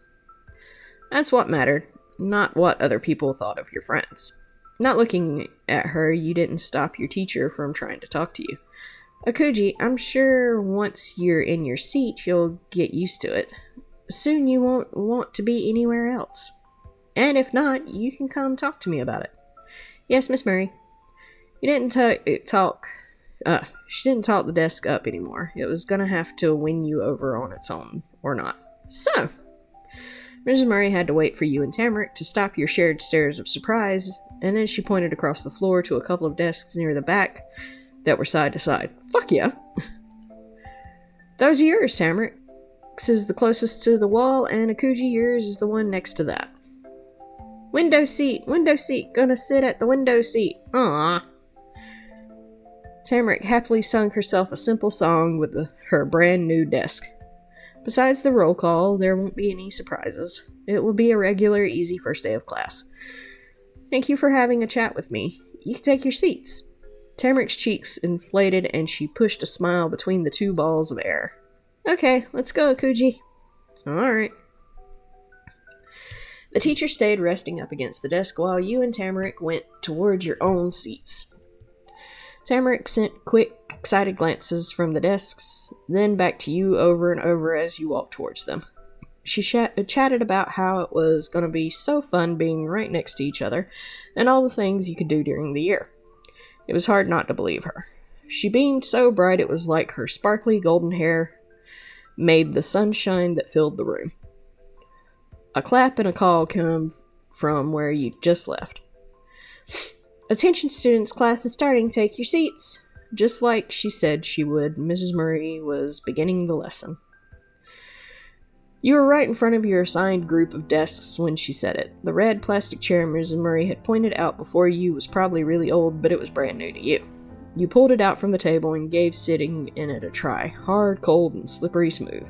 And the back part wasn't straight. It bent away from the bottom seat part. It felt like leaning against the top of a shiny slide on the playground. If you weren't paying attention, you might fall right off. Maybe that was the point, as a way to keep kids focused. Tamarick was right there next to you, your left side, by the wall and the window, just like she wanted. Past her, you could see the rustling treetops outside. With the golden fall leaves all bunched together, they kind of looked like Tamarik's puffy hair, but not as sparkly. She plopped her huge jingling pack on the desk. The actual bag barely fit, and she had to bundle up the strap on top so that it wasn't sneaking over into someone else's workspace. The tips of her rain boots were pressed against the dark blue carpet, and she tapped her heels together. It made the shoes squeak. She was excited for her own little place in the room. "Akuji, we're going to be right here for the rest of the year." "I know, the teacher just told us." Tamarik patted her hands against the thick fabric of the bag and giggled in time with the hits. She stayed pretty busy making a beat. You glanced over at the room ahead of you with the important boards and the teacher were... that was English that I just spoke. You glanced out at the room ahead of you where the important boards and the teacher were. Key was there too, in the very first row of seats. It wasn't the same spot he'd been in before when you saw him talking to some people, but those other classmates he was sitting with were just as happy to have him there. He was hanging one of his arms across the top edge of his chair and was settled in so snugly he looked like a heavy blanket that had been thrown over it. He moved his head to the side to rest his cheek against his stretched out shoulder. Key somehow made himself sit even more relaxedly. When that happened, he noticed you behind him. Key firmly pressed down his eyebrows and pushed his mouth open a little. He wasn't there when you learned you and Tamarik would be together, and he wouldn't be there with you now he found out. He only looked that way long enough for him to notice that you had noticed his expression. Then your friend, house neighbor, and not so neat neighbor lifted the corner of his mouth and sneakily waved the hand draped on the seat at you. Key's deep brown eyes darted over to Miss Murray, directing your attention to her. His eyes kept moving right into a dramatic roll that went all the way around. It wasn't hard to imagine him saying, "Teachers, huh?" or something like that. For a minute you could picture what it would have been like if he had been right next to you. But he couldn't face you forever. It was class time, and you were left staring at the tiny ponytail on the back of his head again. It was okay. You were close enough. Mrs. Murray patiently waited for people to get settled. Every seat had a kid in it, and finally words were said before the room faded into a short silence. That's when things changed, from you being just someone in some room to a student who had to listen to a lesson. "Hello, class. Thank you all for being here today. Welcome to your first day of 5th grade." She gave a round of applause. Normally, the people sitting and watching were the ones who clapped for the person standing in the front, but you guessed Miss Murray did things differently. "We're going to have a lot of fun this year, and you'll learn a lot too. But also, you're the big kids on campus now, so I'm counting on you to set a good example for the rest of the students here, alright?" "Yes, Miss Murray." Around half of the class answered her. Part was a loud cheer, and others were bored grumbles. The teacher accepted both moods warmly. "Thank you. Let's start with roll call then." She crossed past the desks to get to a folder off the little cubbies in the corner. She got that and left her stiff brown jacket behind. The teacher flipped the folder open as she stepped back into the center spot. The cozy sweater made everything about her seem softer. "You know the story. I'm going to shout out everyone's name in alphabetical order. First name first. When I call your name, raise your hand and say, 'Here, Miss Murray, I'm so excited and happy to be at school with you today. Oh my God.'" No, do not make these poor children have to say that. I'd never remember that shit.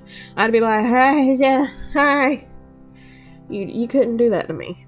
Oh, that'd be putting me on the spot. I'd be hiding up under the desk. You'd have to come get my ass.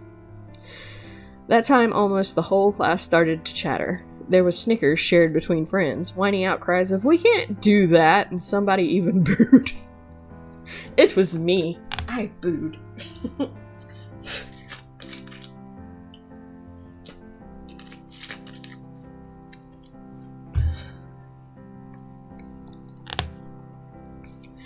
"Okay, just here will work, and now I know you're listening." Her soft voice had a jovial kick. She had fun with her job. I would, just to be silly. I could totally see you doing that, like her being like, "Yeah, okay, you can just stay here," and then Night pops up with the whole damn speech. I'm so happy to be here with you today. Sure you are. Let's begin. Your first name started with A. It probably wasn't going to take long for her to be calling you. You gulped. Was it better or worse to get it over with right away? Who knew?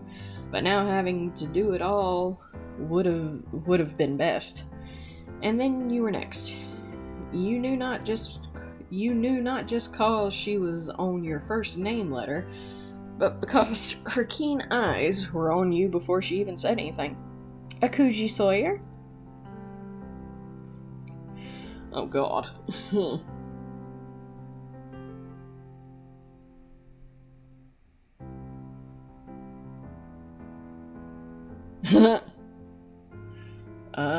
You froze you sunk lower in the chair and tried to pretend you didn't hear. You folded your arms and said nothing. You put your hand up without talking. You shyly, shakily raised your hand. Oh. Was I supposed to say something? Like, was she going to introduce us and tell a little bit about us? Or were we supposed to? See, I can't even remember that now. It was too much has happened between the talk with her and sitting at the table. I'm here, Miss Murray. Hushed words spread through the cluster of the other kids. Before you'd announced yourself, they had no idea you were a person who existed in the world. Now they did. The teacher gave her approval with a nod. That's so much fun, huh? It was over, at least for one day. She would probably do roll call for every class for the whole year, but didn't want to think about that. The roll call rolled on after your turn. Keelan. Mr. Keelan didn't really raise his hand, he just popped a thumbs up from his laid-back lean. Here, Mrs. Murray. That worked, though, and your teacher moved on. Tamarick Bowman?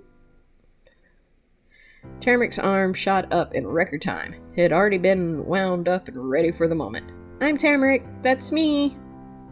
It wasn't exactly what she was supposed to say, but Tamarick got an A for effort. Mrs. Murray continued with the last of the names. We have a thing. Thank you for your patience. Your support during these ad breaks keep the stream alive and thriving. Stay tuned, the conversation never ends here. Attention, coming soon to a chat near you. In a world where doom is foretold by Night, one streamer defies fate. Clockwork Ghosties followers rally, claiming prime seats for the best view. Amidst the chaos, a whisper spreads. They're popular. As the chat dances with jest and merriment, a choice hangs in the air. Will you join the fun or spectate from afar? It doesn't matter, or does it? Tune in to Follower Appreciation Night 8, Our Life Now and Forever.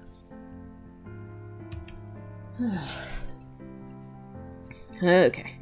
Once every person in a stiff red seat had to turn to say they were there, Miss Murray gave you and Tamarick a real introduction to the class. The one she had warned you would be coming. It talked about how you just moved to town and what people were supposed to call you and everything. Miss Murray must have asked your mom and Tamarick's Omi and Opa to know all that. Lol. You were glad when the embarrassing thing was over. That was the end of the not really teaching us anything except names part of the class. Mrs. Murray took a paper and a folder out of the flap and moved it over to the other side. Please take out your pencils and notebooks now. I'll be going over our plans for the year and what will be expected of all my students. Your mom had packed a fresh notebook with perfectly smooth pages that didn't have a single smudge for you to use. You'd grab something to mark it up if you needed to. It was,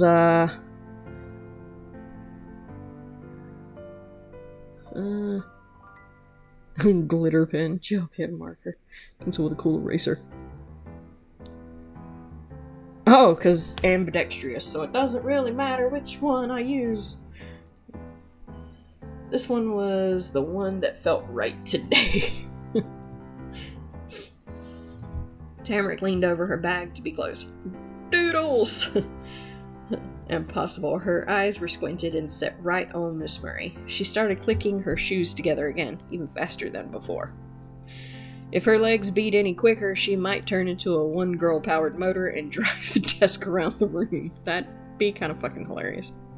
Tamarick was definitely eager to get the information being told, but there wasn't a single piece of paper or pencil anywhere on her desk to take notes. Maybe she only had to listen to know. Over on the other group of tables, Key's face was pressed against his right fist that he had propped up against the desk. He was writing slow, lazy lines with his left hand in a plain spiral notebook. It wasn't his special one. You can get a funny response from Tam. Oh, okay. That was your neighbors.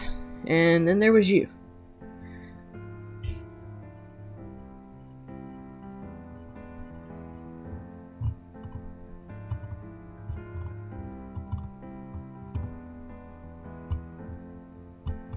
You tried to follow along, but it was hard and didn't go well. Miss Murray talked about the subject she'd be covering, upcoming holidays and activities, the way students would get grades, school rules, and even more. You weren't sure she'd ever stop having new things to tell everyone about until she cut herself off. She said something about when parent-teacher conferences might happen and paused there. Key! Key! You snuck a glance away from the front to him. You couldn't help it. He'd totally lost that droopy pose. Instead, Key was hunched over a page, and it was his special notebook then, and he was scribbling in a hurry. Yeah. The answer was as breezy as ever. He didn't try to sound like a student being called out by a teacher. He was polite enough to pull himself up to look at the person speaking to him. Am I going too fast, or is there anything else I can do differently? You've been very uncomfortable. Oh, The pencil dropped and clattered on the desk. Both Key's hands hovered over the piece of paper. He stared at it unsurely, as if he didn't know if it was suddenly too hot to touch or not. For a minute, Key didn't know what to do. He blinked, and then he started to talk again, slowly, thoughtfully. No, it's all right. He leaned fully against his chair again and threaded his fingers together primly while placing them over the page. From your spot at the back, you could see the edge of an easy smile on the side of his face, and even if you couldn't, you would have been able to hear the smirk in his voice. I wasn't writing down what you were talking about. I'll get to that later. Don't worry over it. Oh my god. Eyes went wide at his boldness, and a few kids were brave enough themselves to giggle at Key's comeback. Miss Murray's usual smile was faint, but it was there. Well, let me know if you change your mind. I will, thanks. Wow, she's pretty laid back. She stopped a little break there and tapped her folder with the back of her hand to get the students' attention once more. Nothing but normal school stuff happened for the rest of the time. It was a lot like your old classes in other places. Golden Grove didn't have a secret way of teaching kids that the rest of the country had never heard of. You figured it would be that way, but seeing a regular lesson happen made it clear that what you'd be dealing with. And like all the classes you'd had before, that one was over eventually. But before the teacher let anybody get up, Miss Murray went all around the room to drop piles of paper on a few different groups of desks. She explained how they were stacks of homework sheets and everyone had to take one packet with them and bring it back finished tomorrow. Then she said bye to the students, and it was okay to leave.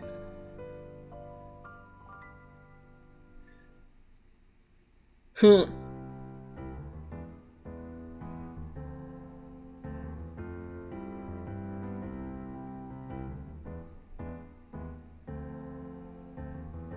All the teachers you had, she was the best so far.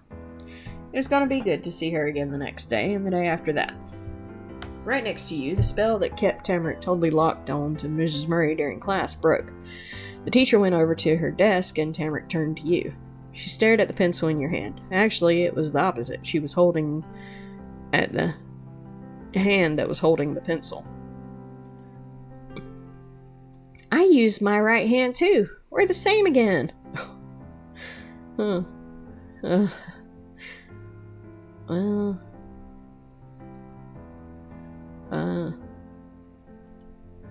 Tamarick used both of her own hands to slap the tabletop and shoot up from her chair. She peered down at you over her desk, still sunk in your seat.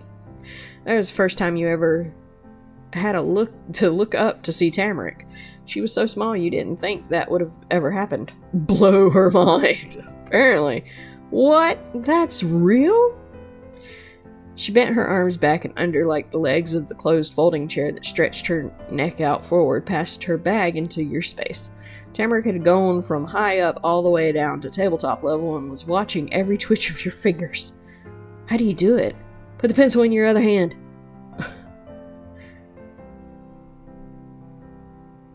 It's not that special, but okay. You tried scooting back in your chair to get some more space before you started. The pencil passed from your right hand into your left hand. You lifted it up to Tamara's glittering ruby red eyes. That was what she'd wanted. Your stunt made her whisper in wonderment. Wow! As if that proved something. You haven't even written anything with it. Anyone could just hold a pencil in both hands. She might not have known that, cause Tamarick really didn't ask for anything more. Then Tamarick flopped back into her chair.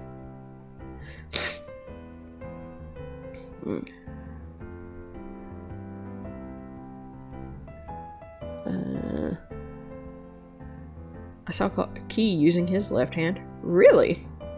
The little puff of hair on the top of her head whipped around as Tamarick snapped her face back to the front, but it was too late. Key had already put his pencil down for the day. You blew her mind! Lol. Apparently. Oh, well. And then Tamarick wasn't talking about hands anymore. That was finished according to her. This time it really was the pencil itself that had her attention. She poked it with her finger. I like your eraser.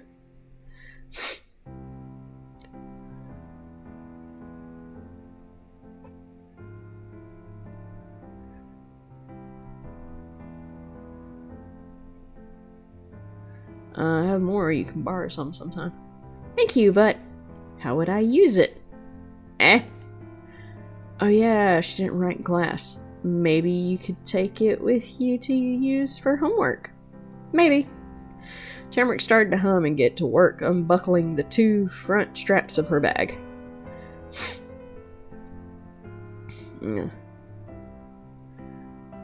Hey, how come you didn't write stuff down? She simply kept tugging at clasps to unhook them carefree.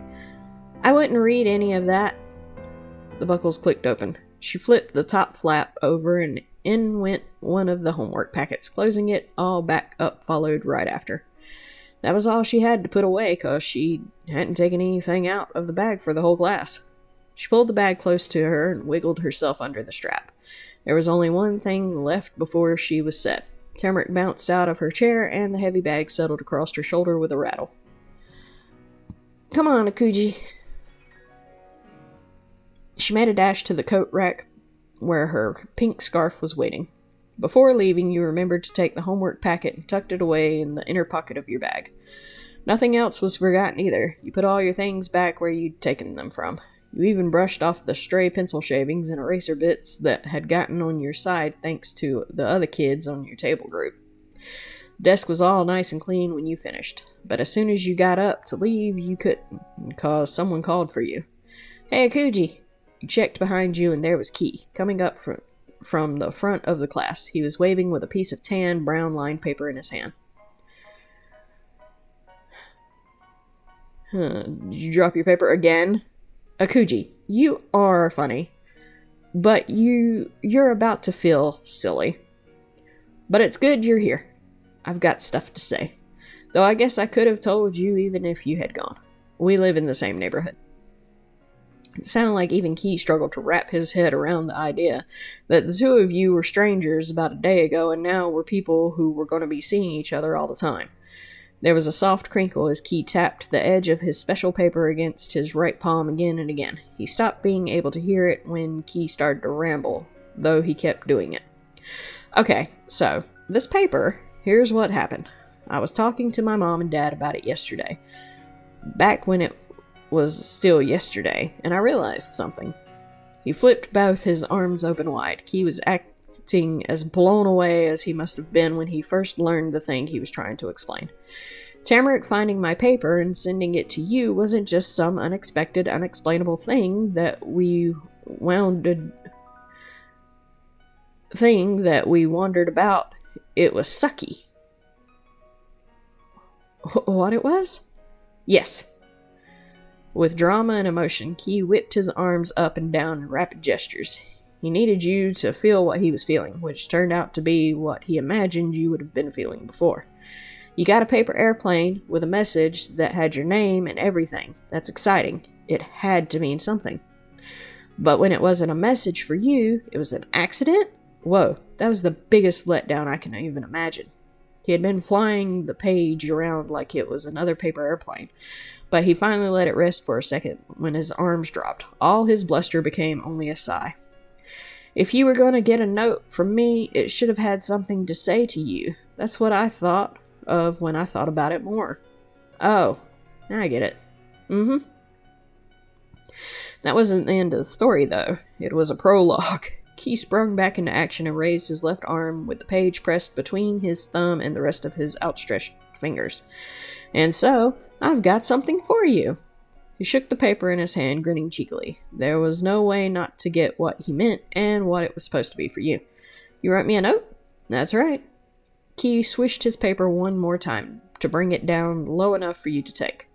You excitedly seized the note from his hand. The page in your fingers was exactly like what you'd remembered from the plain one, somehow tougher and softer than regular paper, and that same light brown color. But when you read the message, the word scribbled on it was all different than the first time. Welcome to the neighborhood, from Key Lin. This time, actually. Huh. That was what was written on big clear letters. Stars and smiley face crowded out any plain spots the words hadn't covered. It was careful work. The little extra line on the Q was a fancy curve, and he didn't even draw the stars from corner to corner. There weren't lines through the middle of them. The difference between a note Q wanted somebody to see and the one you got by accident was huge. Some blurry thing came up past the top edge of the paper. You blinked, distracted, then squinted over the page to figure out what was going on in the room.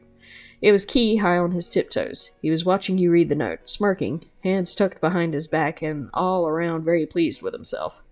It's pretty good, huh?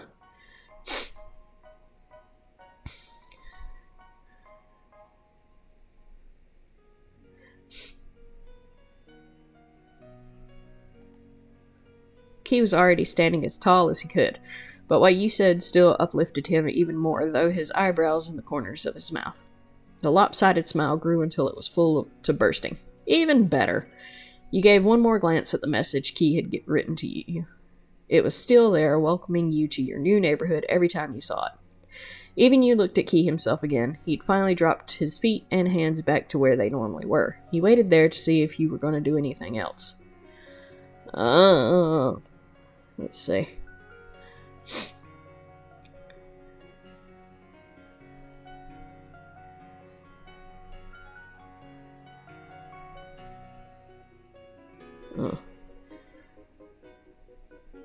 Is that what you were writing down in class? Nope, I came up with that way before. I had other stuff I needed to write down.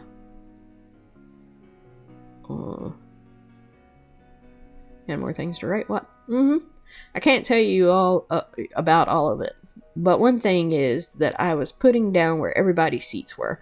I had to write it when I could see people sitting around in their spots. Key talked fast and firm while jabbing the tip of his finger into his left palm just as fervently. He was good at lecturing for someone who was in the 5th grade. Was I supposed to do that after class when everyone was gone, Mrs. Murray? No. I have reasons for things. Oh, that makes sense. Good. Even though Key was the last one talking, he abruptly sliced a hand through the air to get what was the conversation out of the way and had to be about something else. But, wait, before I forget, I gotta tell you, I'm impressed, Akuji. The first day's gotta be the hardest when you're new, and you didn't even break a sweat in class. His hands were on his hips in a commanding pose as he talked energetically. Nothing was held back. You didn't feel smaller next to his bright presence, and you don't think that's what he was trying to do. Key was starting to know you better, and it was making him look at you differently. You could handle it. Thanks. I didn't do anything, it was you. He closed his eyes and snickered while thinking some kind of thought, but he stretched and curled his fingers to feel out the way his gloves were fitting. He pinched at the edges to straighten them out better. Anyway, you and Tamarick are in the back next to each other, huh? Miss Murray was smart. Just sometimes too smart for me. Alright. I think we're going to save here. There we go. Oh. Okay. Whew. That's a lot of reading, but it's good. This game is so adorable. It is. It is adorable. I'm glad you picked it. I've been enjoying it. Alright. So, let's... Thank you guys for joining us tonight. Let's get our side effects out of the way. Tune in tomorrow night to Shy Guys Entertainment. They will be doing 2 fighting games. I'm not sure which 2 fighting games they're doing. They are not on Twitch, though. They are on Kick. I will post up the link to their Kick page. But please tune in to them. They're a lot of fun to watch. We have a lot of fun. Thank you, baby. Shout out to the 4 viewers. Thank you all for tuning in tonight. Please be sure to check out my beloved Ghosties Discord to keep up with streaming schedules, gaming recommendations, tarot readings, or oracle readings, or just to hang and chill. Yes, please. But yeah, tomorrow night, tune in to Shy Guys Entertainment on Kick, where they'll be playing 2 fighting games. Then Thursday night, I'm not sure if anybody is streaming, but usually Cosmically Incognito would stream. I'm not sure if he's back yet, but we'll go ahead and give him a shout out.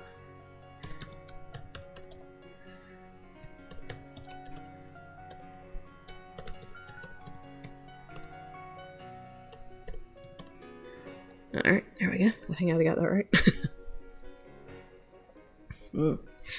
Okay. Cosmically Incognito, the blurred with love for 90s nostalgia and Pokemon, has been on a cosmic gaming spree, from controlling ghostly firepower to diving into eldritch realms and hunting for Leviathan. They're all about that otherworldly action, and when they're not battling the supernatural, it's orc stabbing time or a switch to Dogma with a side of Who Let the Dogs Out. Whether it's Control or Dragon's Dogma, the stream is safe space for chill vibes and Mary Jane enthusiasts. Then, Friday mornings, tune into Tyrant Kane. Usually playing fighting games, and usually he has a goal with these fighting games, like getting to top tiers and things with them. It's a lot of fun watching him, though, and he's kind of chill and laid back, too, but he's a lot of fun. You know, definitely check him out. Tyrant Kane, the salty, hilarious bro of the fighting game world. Caught in action during an anniversary stream with Dajin Buu. In Dragon's Crown, they're all about that PvP life with a side of single-player spice. Whether it's a Friday morning SmackDown Doria edition or celebrating milestones, the streamer is where the fun and fierce competition collide. Join the crew and bring your support.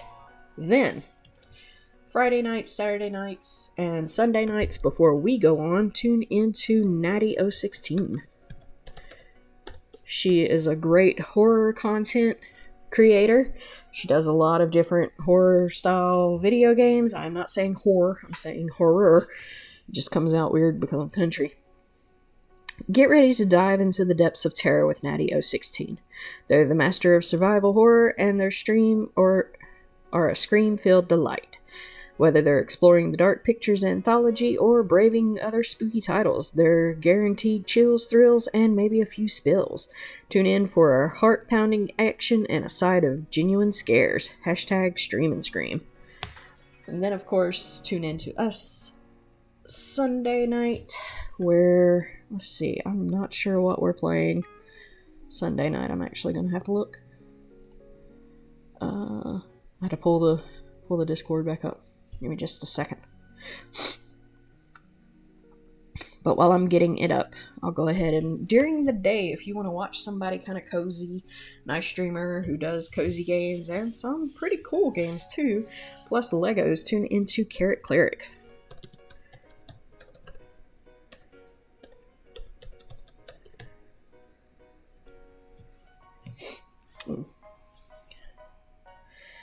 Get ready for a wild ride with Carrot Cleric, the master of chaos and chill vibes, from Eurovision celebrations with puzzles to diving into the depths of Bioshock Rapture. They're all about variety, whether it's Lego building marathons or Diamond Art Serenity. Every stream is a new adventure. Expect cozy crafting days and intense gaming nights. Carrot Stream is where laughter meets creativity. And then, on Mondays, Wednesdays, and Thursdays, tune in to Rabbit of Moon. Oops.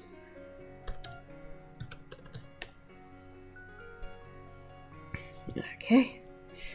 Hop into the cozy, nerdy world of Rabbit of Moon, where yarn, magic, and gaming adventures collide. From charity shenanigans to Stardew Valley updates, they're all about crafting, cosplaying, and Final Fantasy XIV fun. Get tangled in their latest dress project, or join the Warrior of Light's journey on the Road to Dawntrail. It's an 18-plus safe space full of creativity and geekery. Hashtag crafting craze, hashtag gamer tailor, hashtag sailor streamer.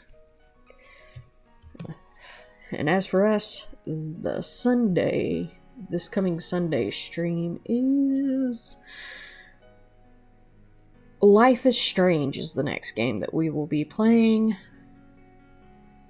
And I'm trying to remember who wanted me to do Life is Strange. I'll have to look back and see who wanted that one. I can't remember. But anyway, tune in to us Sunday for that. And I thank you guys so much for joining us tonight. I hope you enjoyed the stream. I hope you enjoyed the game. We really enjoyed it. Let's find somebody to raid into. Let's see who we got here.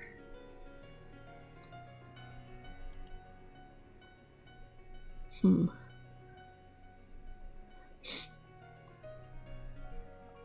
think we'll raid into Boy Wonder.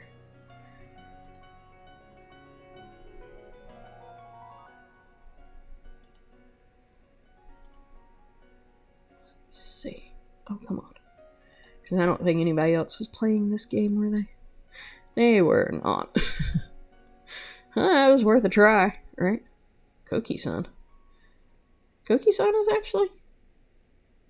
Oh, really? I didn't know he streamed on Twitch. Okay, well, we're actually going to go into Koki-san. Koki-san has been a streamer that has been joining us on Monday Night Mayhem in Shy Guy Entertainment's Kick streams. So yeah, let's actually go over there and see what he is up to. Thank you guys again so much for joining us tonight.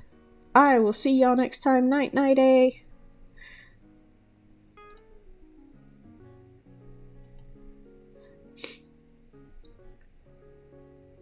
Oh, he's in an ad. Let me wait for that ad to go away.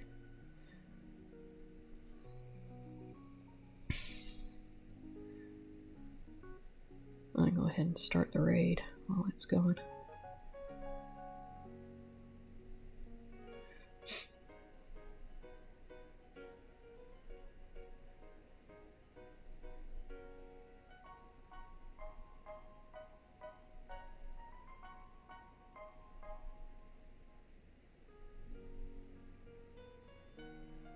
Or he might be ending. That looks like he's ending. It says thank you for watching. Oh no, maybe he's starting. I can't tell.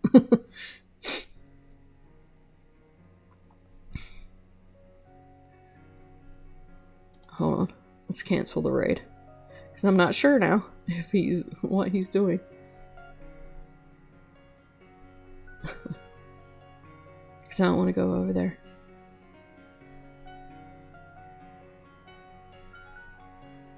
Okay, I think he was ending. Alright, we won't go there then. Because I don't want to raid into somebody who's not going to be there. Let's go originally to Boy Wonder. I think it was. Yeah, there we go. Alright. Try this again.